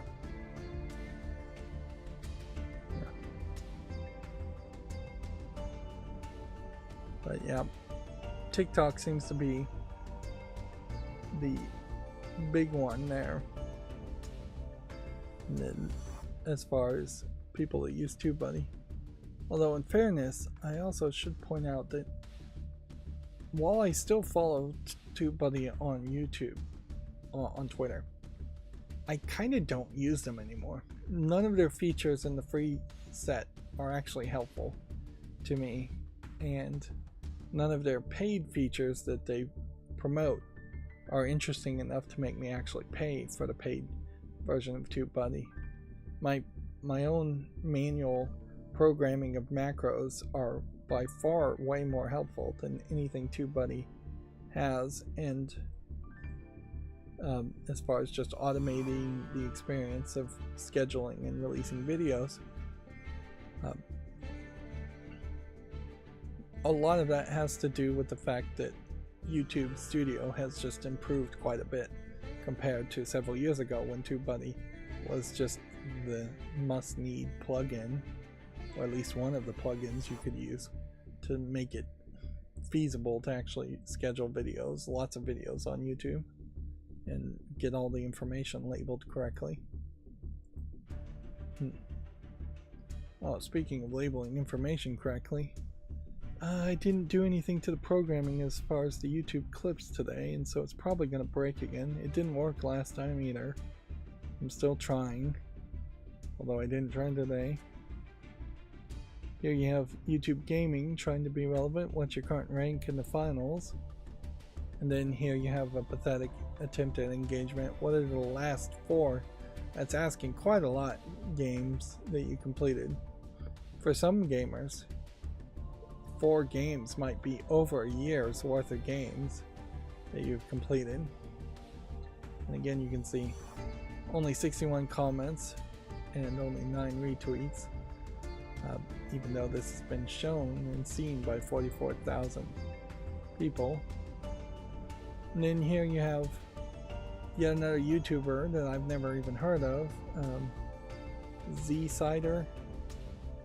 Has been on YouTube for 17 years, which she looks good for somebody who's been on YouTube for 17 years. But yeah, she's had 3 billion views, almost 4 billion views, and yet I've never even heard of her, I've never seen her, I've never heard of her, which either means I am really, really bad and disconnected from gamers on YouTube, which is probably true. But it also highlights, I think in part, how YouTube Gaming has done a really terrible job of promoting, and YouTube in general has done a really terrible job of promoting gamers at all. Alright. So I need to find the games that came out last time, and I didn't have that open, so this will just take a second. There we go.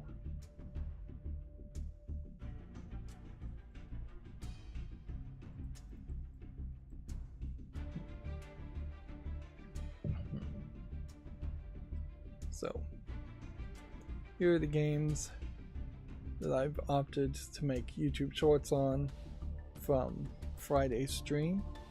Don't know why Kingdom Come Deliverance got in that mix, but Contra, I'm not gonna name all of these. Some of these feel like they might be repetitions, but whatever. And so these are all games that are coming out.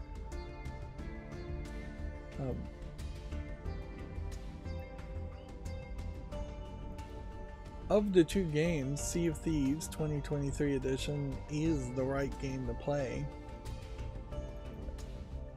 It's pretty obvious that that's the case. But as an online only game, it is also a game I have no intention of ever playing, so I'm gonna go ahead and take it off the following list, because I'm personally never gonna play it. And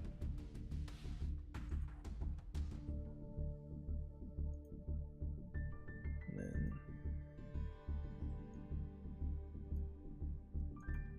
let's see when we're gonna get to a game that needs a secondary pass, as far as whether or not it's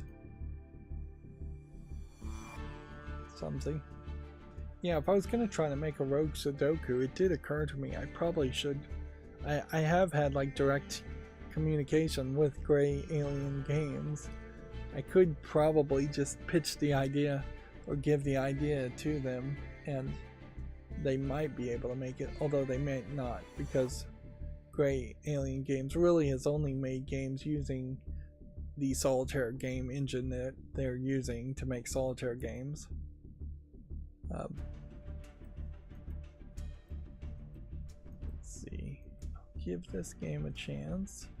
I think I already had that on the follow list. Let's see what. Can reload that. And this doesn't look good enough. Visiting a shrine at night probably is nothing, but I'll give it a chance. This doesn't have enough visual polish. You could potentially make a game with this kind of art style, but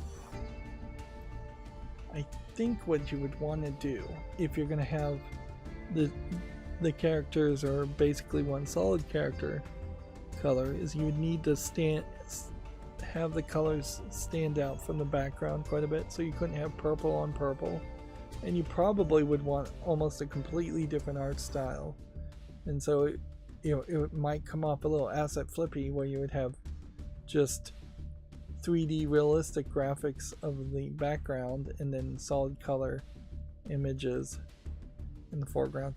It's kind of reminiscent of the way they depict killers in Detective Conan, which is called Case Closed in the West as far as an anime goes. But yeah, they often show the murder in these murder mystery episodes in Detective Conan, and the murderer is often a male shadowy figure, even if sometimes it's a female that ends up being the killer, to throw you off and not let you just know who the killer is. And then the fun part about Detective Conan stories are that you then spend the rest of the episode trying to figure out who the killer is, trying to solve the mystery. And I would say that Detective Conan probably does a little bit better job than a lot of other murder mystery type TV shows, where they don't give you enough evidence to actually solve the murder, and they're withholding secret information that you absolutely would have. And that's never really fun for me, is if you're just watching a murder mystery show and then you have Sherlock Holmes announcing that he's solved who the killer is because he saw something that that nobody else saw and the viewer wouldn't have been aware of, which that was kind of a problem with some, if not all, of the Sherlock Holmes novels, is that Sherlock Holmes would just say he observed something more than what Watson, who was supposed to be the author of the Sherlock Holmes story, was observing. I'll give this a chance, I guess.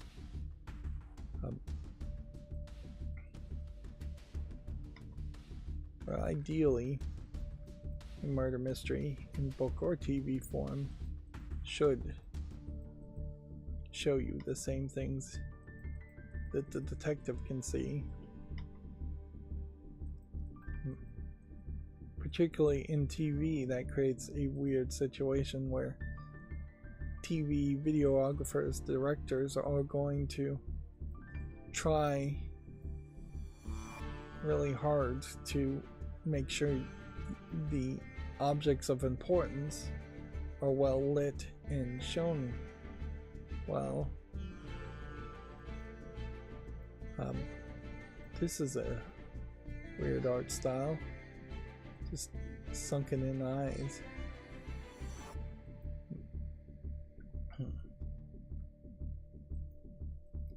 So yeah, in TV, if somebody says an extra line of dialogue, if somebody shows a certain object on the shelf, it almost certainly plays an important role, or you're trying to fill the shots in the dialogue with red herrings, which I don't think that works particularly well either. We have a game called Turlock Holmes. Give that a chance.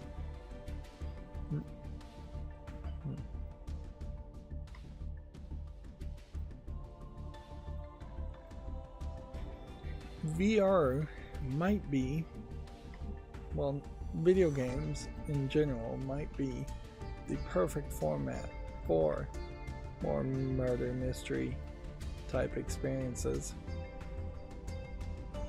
because of the fact that you're Taoist survivors. Well, you know, this does look a little bit different, but I still don't think it's good enough to promote. And really doesn't look like a survivor's game that much.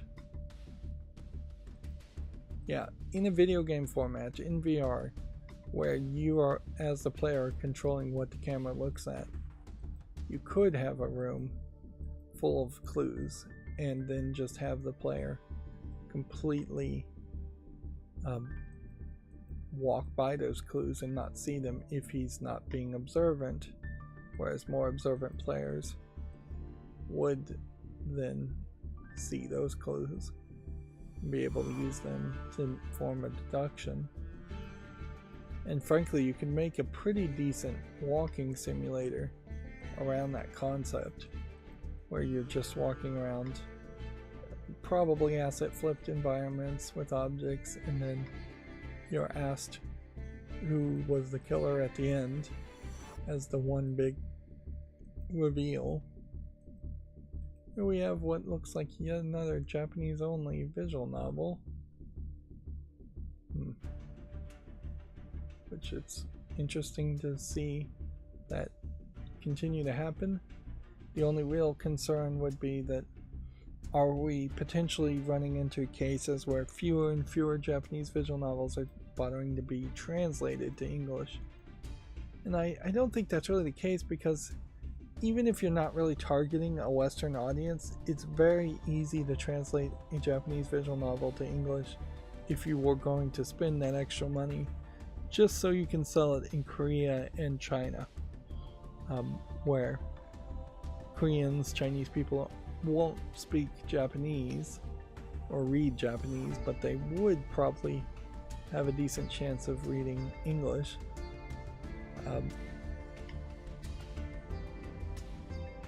Garden Life, Cozy Life Simulator. Thought we'd already made a YouTube short around that. Welcome to Ukraine. Looks like it's just a collection of jigsaw puzzles. So I'd have to say no to making a YouTube short on that, just because it's a jigsaw puzzle game. And frankly, if I did put something with Ukraine in the name, I wouldn't be surprised if there are people on both sides of the Ukraine-Russian war that would decide to jump in and comment something political on just making a YouTube short around the game. So I want to try to avoid any political comments that YouTube would then punish me for not deleting fast enough. Yeah, this doesn't look polished enough. There's still been no progress. It's been years, probably, but no progress as far as trying to figure out whether a horror game is actually a horror game or whether it is just a low effort asset flip game. I guess that is probably just the plateau. That is as high as you can go as far as oversaturation of video games on Steam, is that the only next step. If this wasn't an asset flip game, I might have given it a chance. The idea of playing as a giant lady isn't the craziest of thoughts, although it seems like you're really just defending her. It says save it, giant girl from monsters. I'm not really seeing any monsters. Just little red balls. A roguelike chest. Now that is an interesting idea. Certainly. Here we have just the exact same low effort game with another asset flipped 3D model.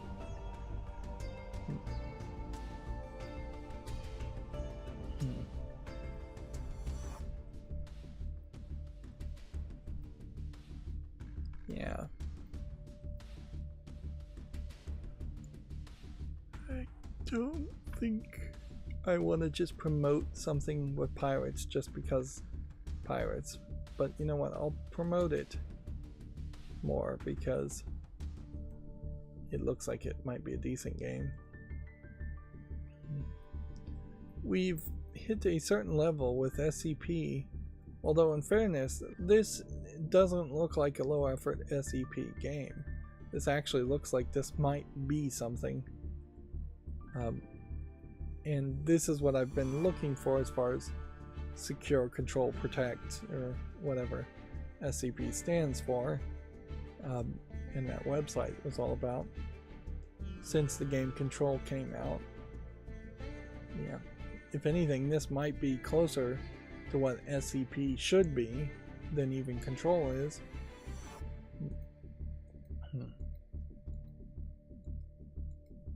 And I guess it's taken me up until this very second to realize that Control is the word control from SCP. So they probably were going to have just SCP in the title of Control originally, and they shortened it down to Control, which does imply you could have a game called Secure, which is not what you really do in Control. And you could have a game called Protect. So if you were going to do that, then the question is, do you make a prequel to Control called Secure? Or do you make a sequel to Control called Secure? Or do you just call it Control 2, which would be the smart move to go by? Or do you make a sequel called Protect and you just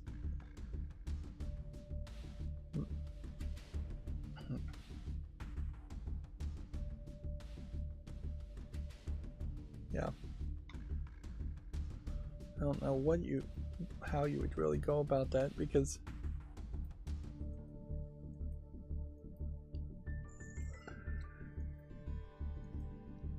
I guess if you're going to go that way, you probably should just call it Control 2. That would make the most sense. And give up on the ideas of Secure. Maybe you have a mission in the game called Secure. And then maybe you have a mission called Protect.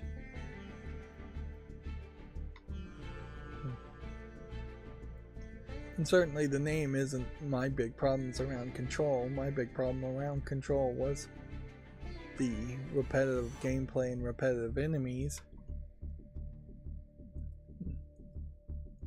It was a game that felt like it wanted to be very ambitious, and yet in the end was actually very repetitive in the fighting. Sokobond Express. Chemical bonds, interesting. Now there is a ton of games here that are already on the following list, and I am just assuming I'm going to make another YouTube short based on that. Which, yeah, I think that's gonna prove itself to be a mistake. In the long run, it's just going to make way more YouTube shorts.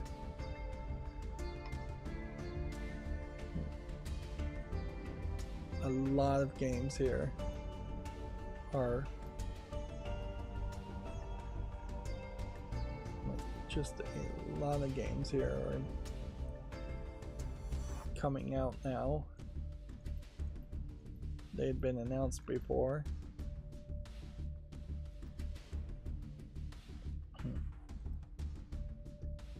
Are we due for another decent zombie game? I don't know if we're ever really due for another decent zombie game. We are so oversaturated with zombie games. Anyways. But we are kind of lacking lately a horror game. The Callisto Protocol didn't sell well, and the Dead Space remake did sell well, but didn't really go anywhere. They didn't try to add any DLC or continue it, and they haven't made any promises that they'd remake Dead Space 2. Here we have yet another Japanese only visual novel.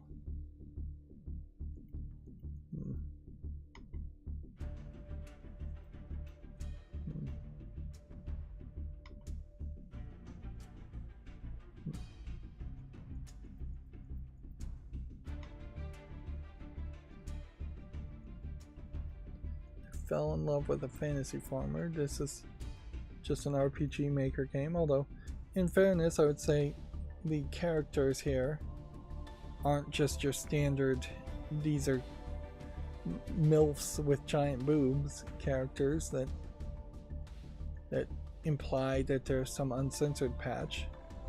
There very possibly may still be an uncensored patch for this game, but I wouldn't just immediately assume that. Yeah, seems like there probably is, since there is one excluded based on my preferences.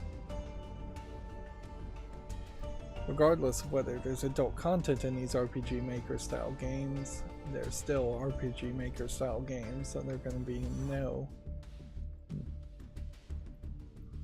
We still have far too many of those on Steam already. And you would have to have just extremely an extremely long break or an extremely long amount of time of very few RPG Maker games on Steam before those the visual style of RPG games would even begin to appeal to me. Here we have another visual novel, although weirdly this one is hiding its Chinese and Japanese language supports under the fold, and it is kind of weird that they can pick, the publishers of the game can pick which languages go in what order, when it would probably make more sense to put everything in an alphabetical order.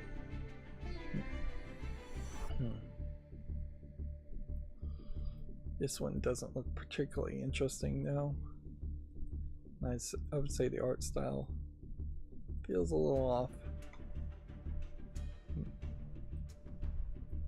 Honestly, I probably should not put any visual novels on the following list, although that's incredibly unfair. There are a few visual novels that are worth covering. This is terrible. Polygon images.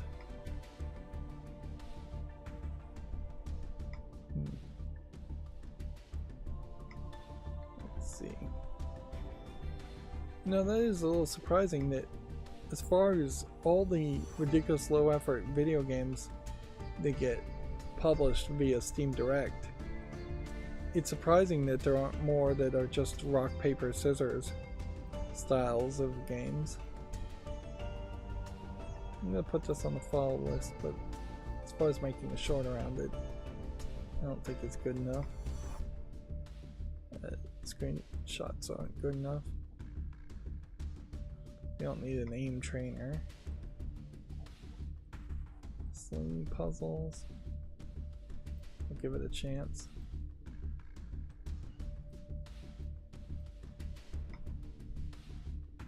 Yeah, you would think that you could just make rock, paper, scissors games.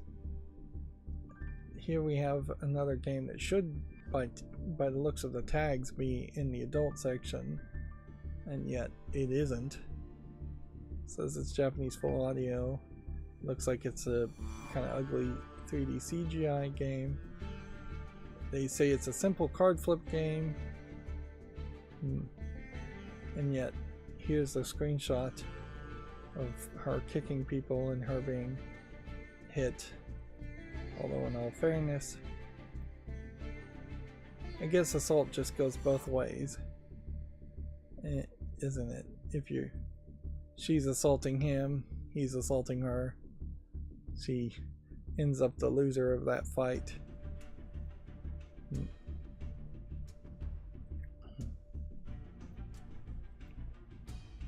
But the real game is just this, with these terrible screenshots. And the quality here looks so poor, and the mislabeling here is so obvious. Obviously somebody at Valve, somebody at Steam should have caught this and said, no, we're not gonna let that.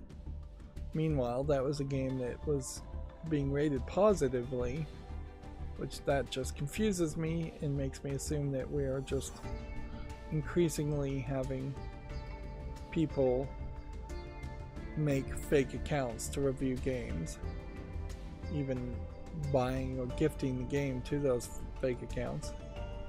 Here we have another one of these low effort Chinese porn without nudity games, because real porn is not allowed in China. It doesn't seem like it's really allowed. This almost seems like there would be a real game here, but it's pretty obvious that there isn't a real game. And again, that's such a low quality game that it does beg into question as far as should there just be a little bit of, just the tiniest bit of curation as far as what is allowed on Steam.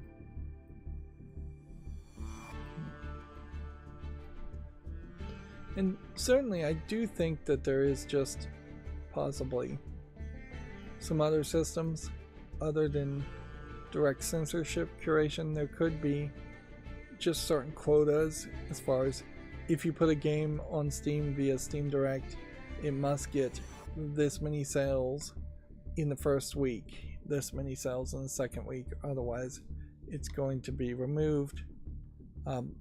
That's not super fair, but yeah, and 1 week is probably not the right metric, and it wouldn't really affect me at all, because I would still see every single game that comes out, or nearly every single game that comes out. I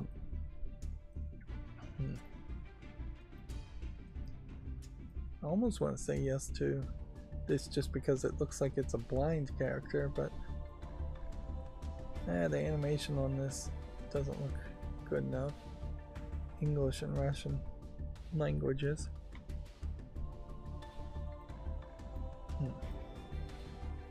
Yeah, the only way I could think a certain quota of sales would really work would be at either a month or a quarter or a year after it's released, and that might help quite a bit. But it still would be kind of unfair to the consumer, because if somebody wants to buy a game that was released 10 years ago and it's not really selling more than 10 units nowadays, that doesn't mean the game wasn't good 10 years ago.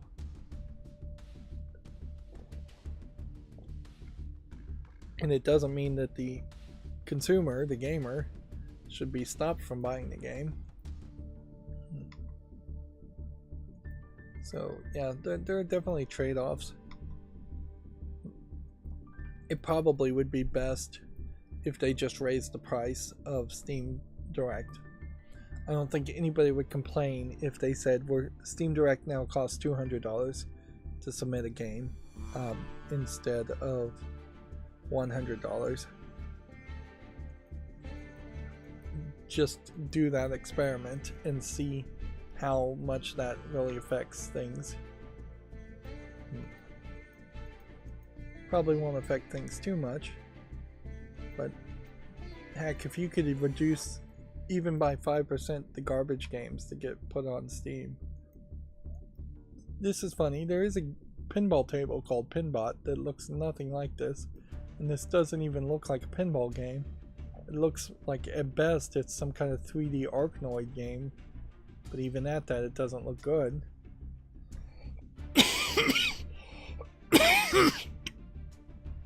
Excuse me.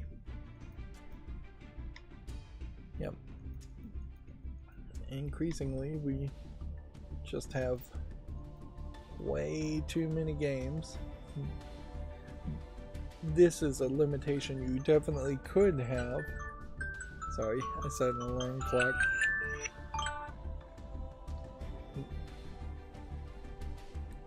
I'm gonna have to remind myself to silence that later. If you just stopped Steam Direct people from releasing the same game in the same day, or multiple games in the same day, different games, obviously, not the same game, that would help. If you just stopped them and said you can, as somebody who's going through the Steam Direct program and doesn't have a separate special contract with Valve, as a publisher, you can only release one game per week. So 4 games per month. That is a very reasonable limitation for everybody other than, say, maybe Konami, who needs to shovel out 3 or 4 old games per week. And even Konami probably could live under the restriction of 1 game per week. No publisher out there, not even Xbox Studios, would actually be publishing a different game on Steam per week. And certainly I guess you could probably apply for a special dispensation, as it were, if you were Microsoft and you needed to release an entire back catalog on Steam at the same time.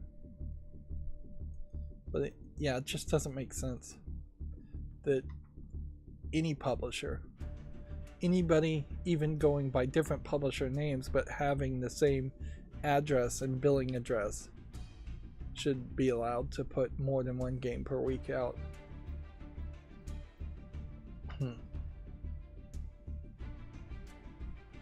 And yeah, does that potentially control the release schedules of publishers? Yes. Would that maybe get Valve in trouble with the Federal Trade Commission? Maybe. But I would like to see them try either way. Almost certainly there are similar limitations on the Google Play Store and the Apple App Store. I don't get the feeling that it works that way on those storefronts. So it could work at Valve that way if Valve cared. Valve theoretically has some employee looking through all these games before they're released. Theoretically, I say, because I don't know if I really believe that there is somebody looking at all these games, and it may very well just be some guy in India or some guy in some cheap country that barely speaks English just flipping through them and approving anything that runs.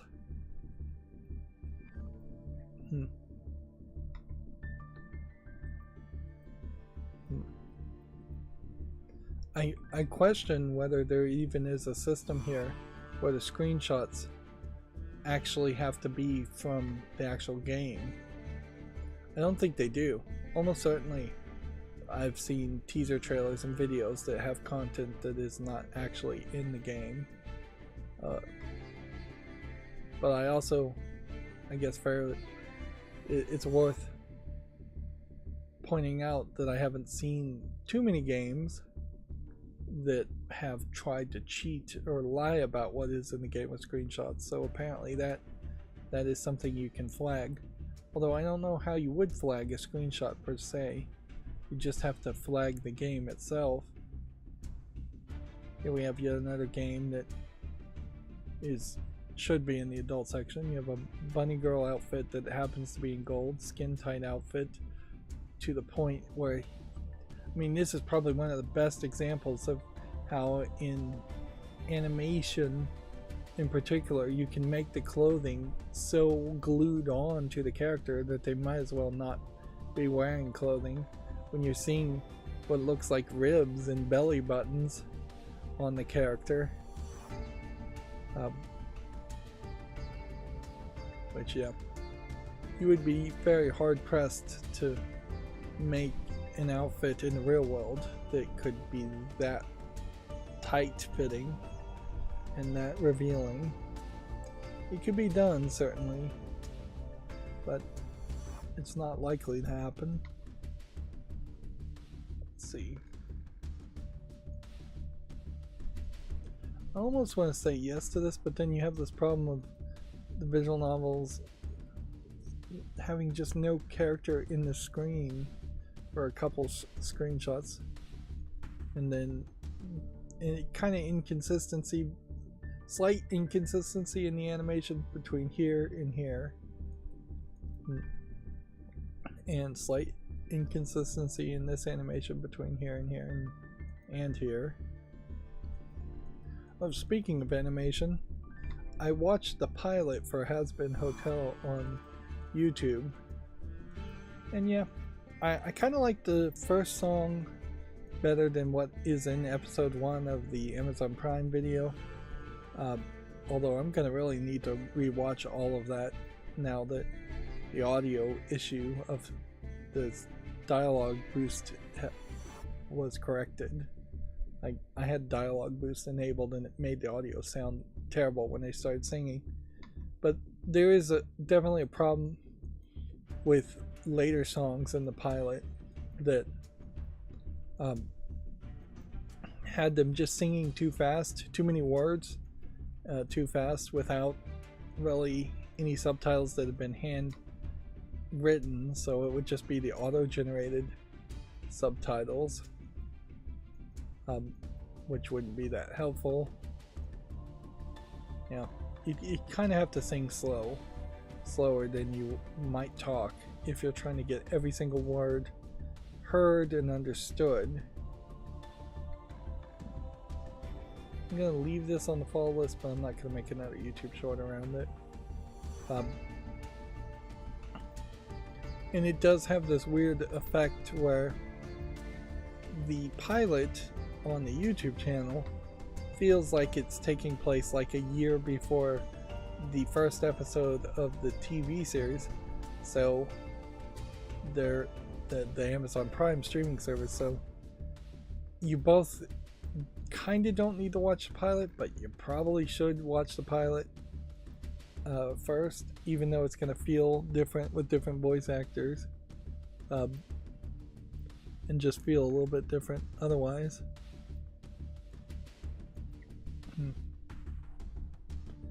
What I think probably would be best for Has Been Hotel on Amazon Prime is if the season 2 just brought in more skilled, more experienced music writers and animators.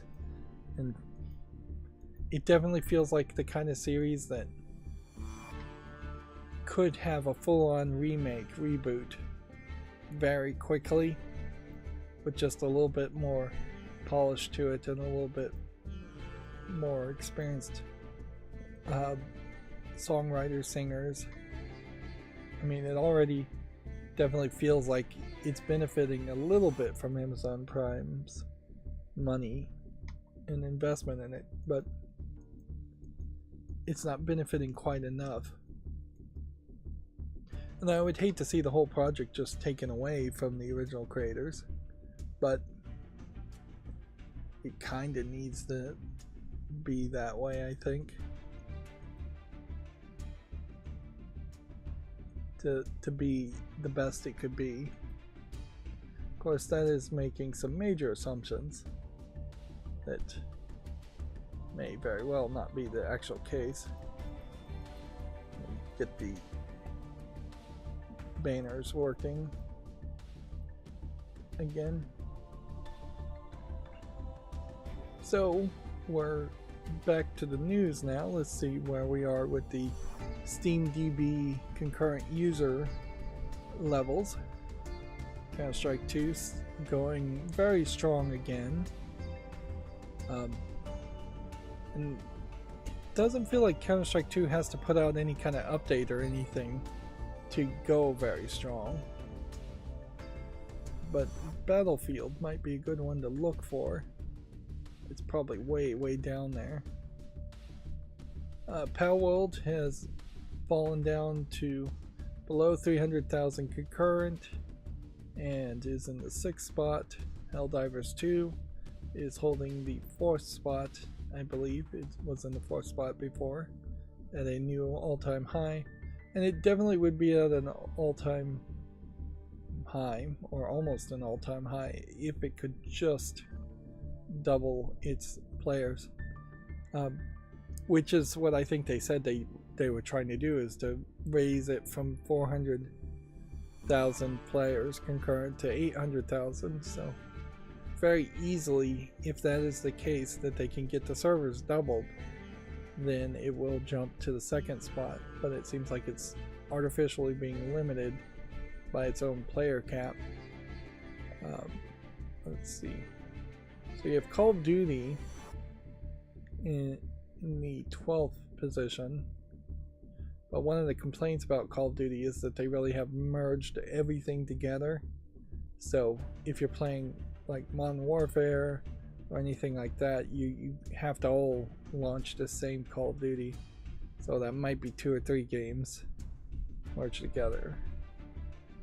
And then the question is, will we even see Battlefield? Battlefield, in contrast, Battlefield 5 is in the 34th spot, and this was released on November 9th, 2018.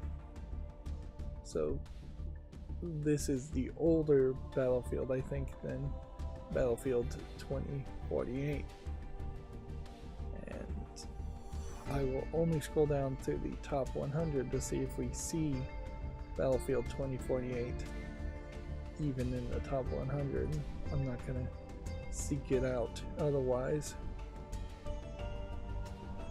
Yeah, as far as I can tell, there's no Battlefield 2048 being played at all in the top 100, which would mean that less than 18,000 players, less than 19,000 players at least, are not playing it. Sea of Thieves here is doing kind of poorly, but it is an old game, in the 82nd spot. Do we have Skull and Bones in the top 100? That would be another interesting question. As a new launch, Skull and Bones probably should be in the top 100. But I'm not seeing it. Maybe it's not on Steam, or maybe it's not out yet. Unless I just overlooked it.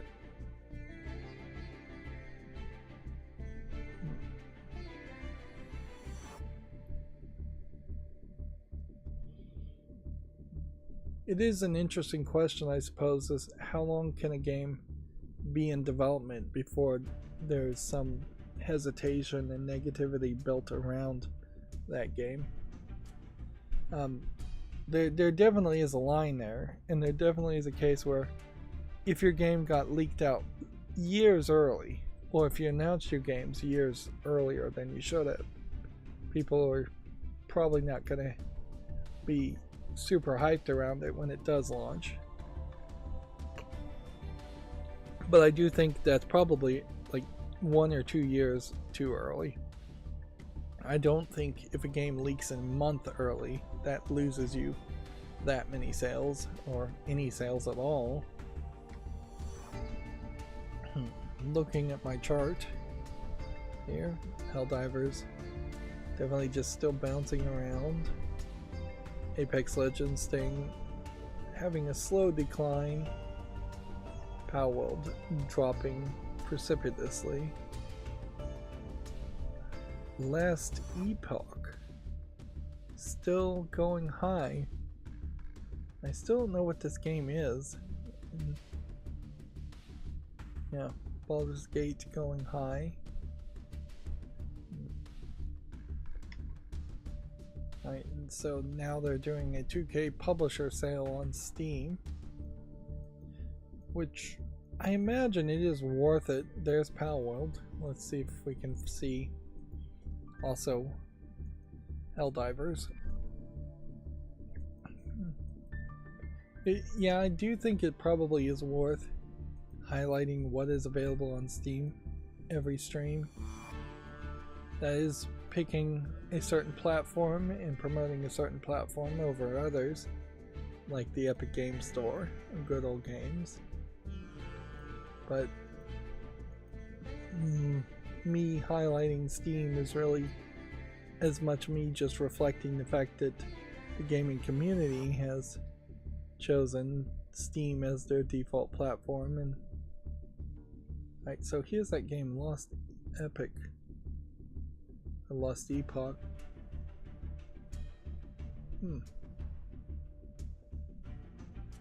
Let's go ahead and open that in the new tab and see what that's all about.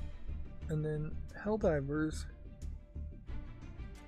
not highlighted until we get to this point, which at a certain level I guess Helldivers probably should only be highlighted in this area, because them getting more sales is only hurting them in the long run, because they don't have enough servers. Okay, before we pretend like we're gonna make video game clips, let's check this game to make sure it's on the wish list, which it is, and it is overwhelmingly positive, so I can just go ahead and move it from the follow list to the wish list, which is what I meant to say. And then this game, Lost Epoch, apparently is mostly positive at 70%, and then they're claiming it's been review bombed, and most recently it's at 60%. So why is the player base here going up when the reviews and positivity around it is kind of low? I could definitely see that a lot of this feels like it's a Diablo clone.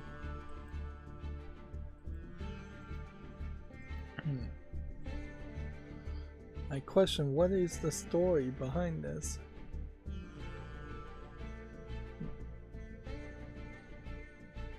And they're claiming, how do you even get this?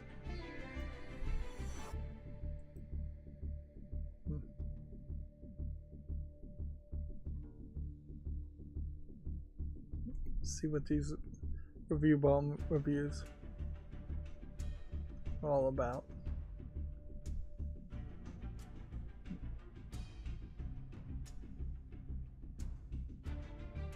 Is this a Russian game, or a game that's been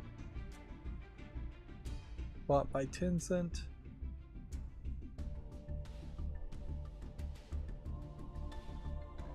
Yeah, so Tencent bought the game at this point, at some point in 2022, but I think the real reviews by far It must have just come out of early access, and I wouldn't be surprised if they just shoved it out of early access.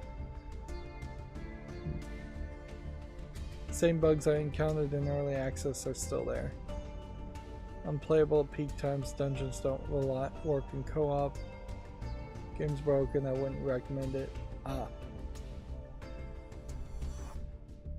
So Tencent invested in it, then a couple of years later Tencent, or 11th Hour Games, decided to shove the game out of early access.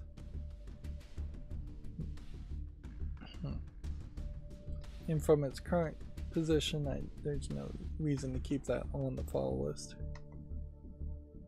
Alright. So, very quickly, well, we don't look like we have that much news as far as headlines to even talk about, so we should be able to burn through this very quickly.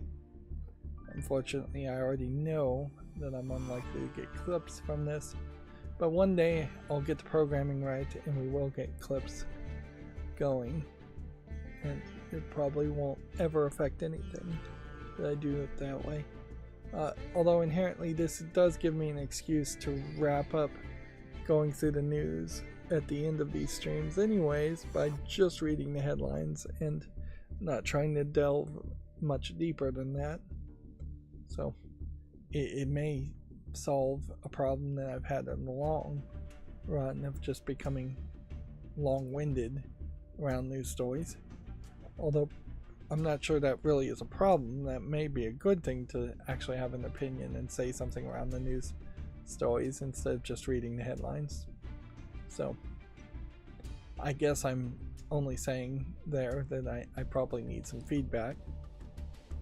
Let's go through the headlines though.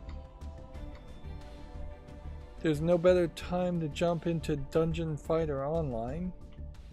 This is sponsored content. Square Enix reveals Foam Stars Season 2.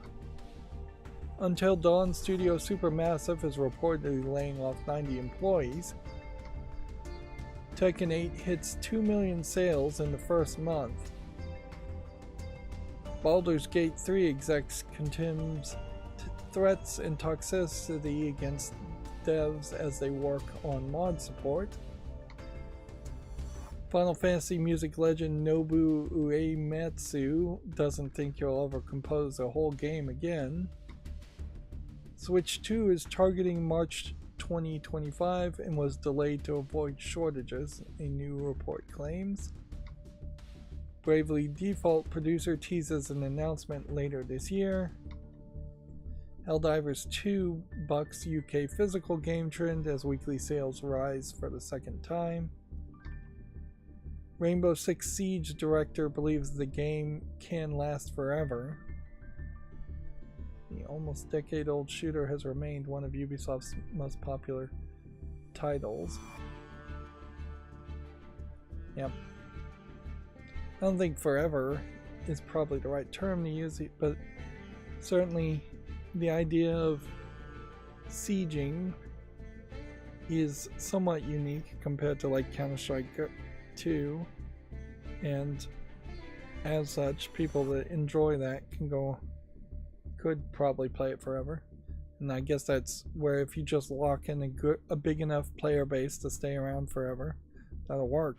Meanwhile, the contrast to Rainbow Six Siege's success would be the many failures like Payday 3, which have really failed to gain an audience, or games like Left 4 Dead 1 and 2, which had fandoms but doesn't have multiplayer elements to them. They only have co-op elements to them, so there isn't really a reason that a ton of people would be playing like Left 4 Dead 1 or 2. And perhaps they made a mistake by making a Left 4 Dead 2 instead of just adding more content to Left 4 Dead 1. Miyazaki says there's a high possibility he delegates directing for future Souls games. Dark Souls 2 remains the only original Souls game not directed by Miyazaki.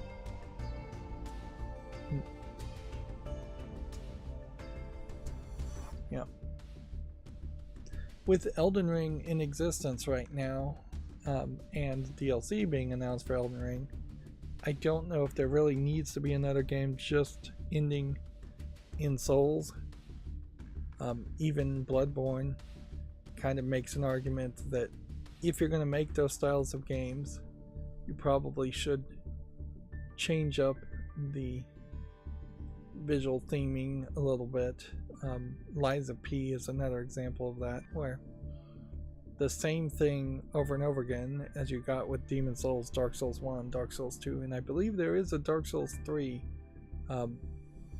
Yeah, probably just too much repetition, where inherently also in the world of Demon Souls and Dark Souls, I kind of can't tell you what the story is or what the plot is.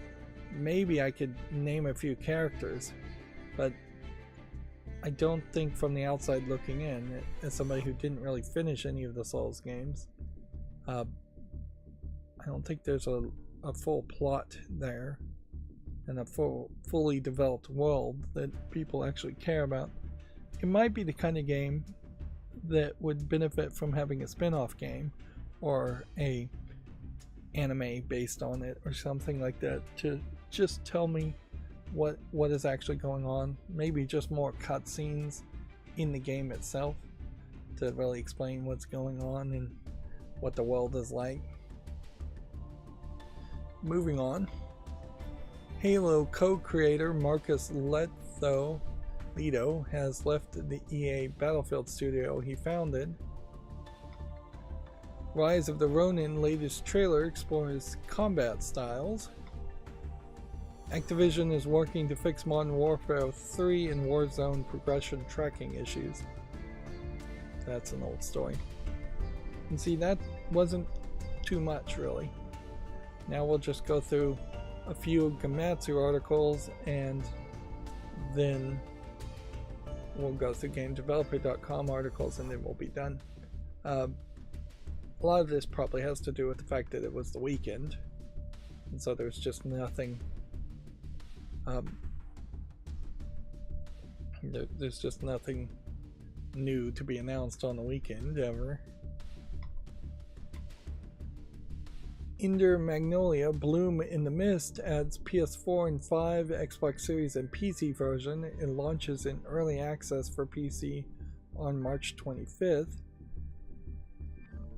So this is some new game.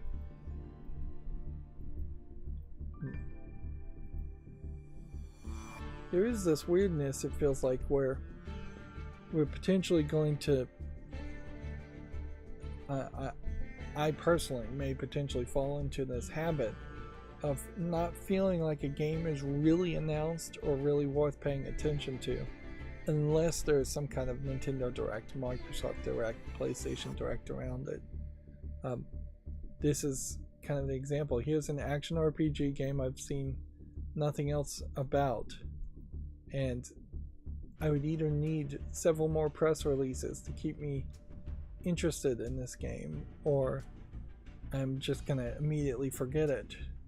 Whereas if this was announced at a Nintendo Direct, then I would feel like, oh, this must be an important game that they're putting some marketing behind, and I would give it more attention on that first Direct announcement. Which that certainly isn't fair, but that is, I imagine, the whole idea of advertising things and having Directs, is to highlight or make the consumer think that the products that are being highlighted stand out and are better than just a random game released on Steam without a Nintendo Direct or any bigger form of advertising. Supermassive Games is going to lay off roughly 90 staff. Between Horizons for PC launches March 25th. This is some kind of sci-fi point-and-click adventure game. Or at least it looks like a point-and-click adventure game. It may not actually be that. And see, this may be case where the art style is going to make me think it's one thing, and then the actual gameplay might be something fairly different.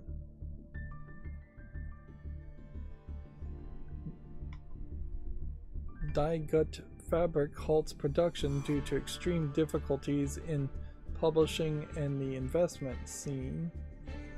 The studio will continue to operate previously released titles. I've never heard of this. This sounds like a German company. Die would be the Gute, who knows, and then Fabric, who knows. I would wonder if this is supposed to be the Fabric Factory in German. They were the developer of Salt Sea Chronicles, a game I don't recognize, and Muda Zion. If there's one thing to take from this, I would guess, though, it probably highlights the differences in culture as far as running a business, and the differences as far as how employee protections work in Germany versus the United States. Whereas every other Western United States based, or companies that feel like they're based in the United States, company has just announced that they're going to lay off people. Here you have a company saying, well, we're just going to shut down. Partially, maybe that is because it is impossible or unhelpful to lay off people in Germany, assuming this is a German company. But in part, I imagine it might just be a cultural thing too, to say it's probably better to not pick and choose winners and just make everybody lose by shutting down the company, including the managers and the CEOs and all of them. Because inherently that is what layoffs mean. It's the management saying, well, everybody should suffer, but I don't want to suffer, so I'm going to pick some other people to suffer for me and lay those people off. Moving on. Tekken 8 sales top 2 million. Renatus is coming to the West this fall for the PS4 and 5, Switch, and PC. Some kind of Atari developed action RPG. This is another great example of a game that feels like I should have seen a trailer for somewhere. Yeah.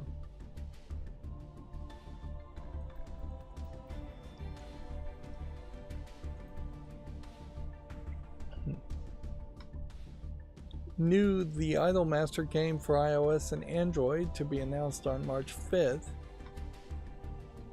Il Velo Swamp Happy Together announced for Switch.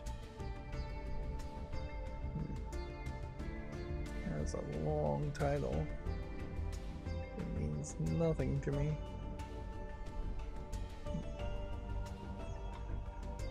Pixel art open world action RPG Sea Fantasy has been announced for console and PC.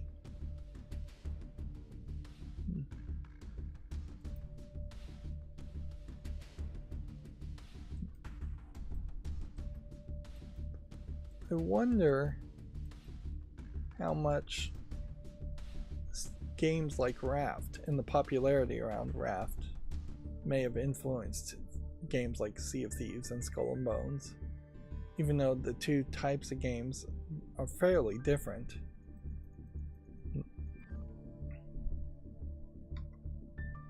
Renata's first trailer details and screenshots is due out July 25th in Japan. So I guess I was right in that I hadn't seen this before. Oh yeah, I think I actually have seen a slight trailer of this where there was a lady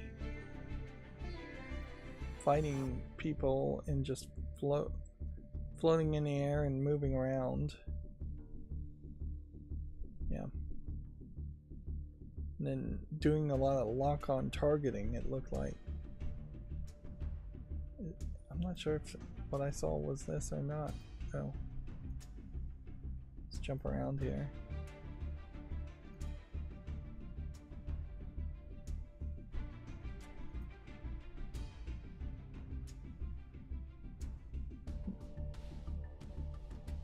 In a funny way, if you told me this was secretly like work that would have been in that new what is the name of that series with Disney and Square Enix? I forgot the name of what those were called. Kingdom Hearts. If you told me secretly that some of that footage was originally developed from Kingdom Hearts, I'd believe you. Yep. And I'm still not sure. Yeah. I'm still not sure if that's footage I saw before.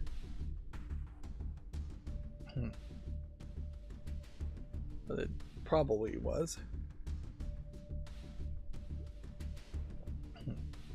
Still have no clue what this game really is about. But that does really highlight the new Kingdom Hearts that they've teased, the idea of being in a hyper-realistic Tokyo and then having swords and doing hack and slash fighting. Yep. Of course, you can make an unlimited number of games like that where you have magic and sword fighting happening in a realistic world. It's mostly just a gimmick. This week's Japanese game releases: Final Fantasy VII Rebirth, Barstella Abyss, and more. We'll scroll down here and look at the list. It's a pretty long list. Meanwhile, they definitely have done something to cut down the digital only list. It used to be 2 or 3 times this long. Unless, of course, it was a case that physical sales were just becoming digital only sales because of the pandemic, and even that, though, really wouldn't account for the fact that the digital only list felt like it was 2 or 3 times as long. That would only add 2 or 3 games, not double or triple it. Moving on. Bravely series producer Tomoya Asano teases new developments to be announced in 2024.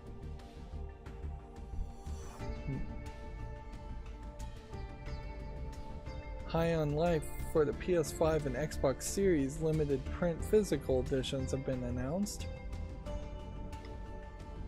And that's going to bring us to GameDeveloper.com articles, and we literally only have like 4 of those. Well, 3 of those. The Query developer Supermassive confirms it's planning layoffs. Salt Sea Chronicles developer Die Gut Fabrik disbands.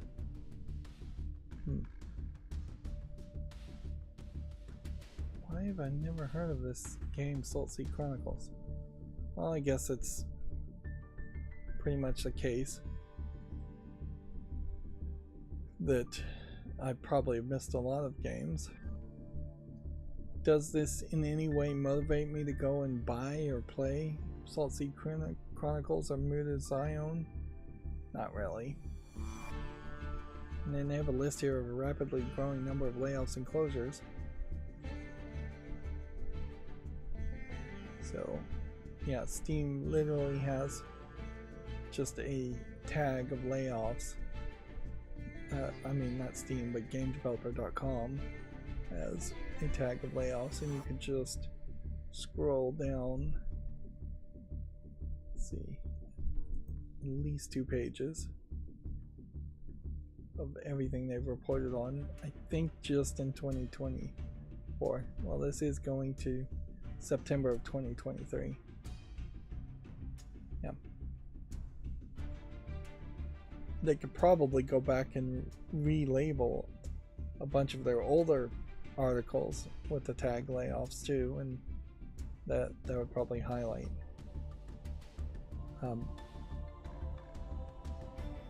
a lot more layoffs over the years. Media Molecule unveils an accessibility-focused studio program for future games. With that is going to be the last of this stream. So, yeah, that's going to be it for this recording. As always, I ask you to like, share, subscribe, comment, and watch every second of my videos. Thank you for watching. Have a good evening.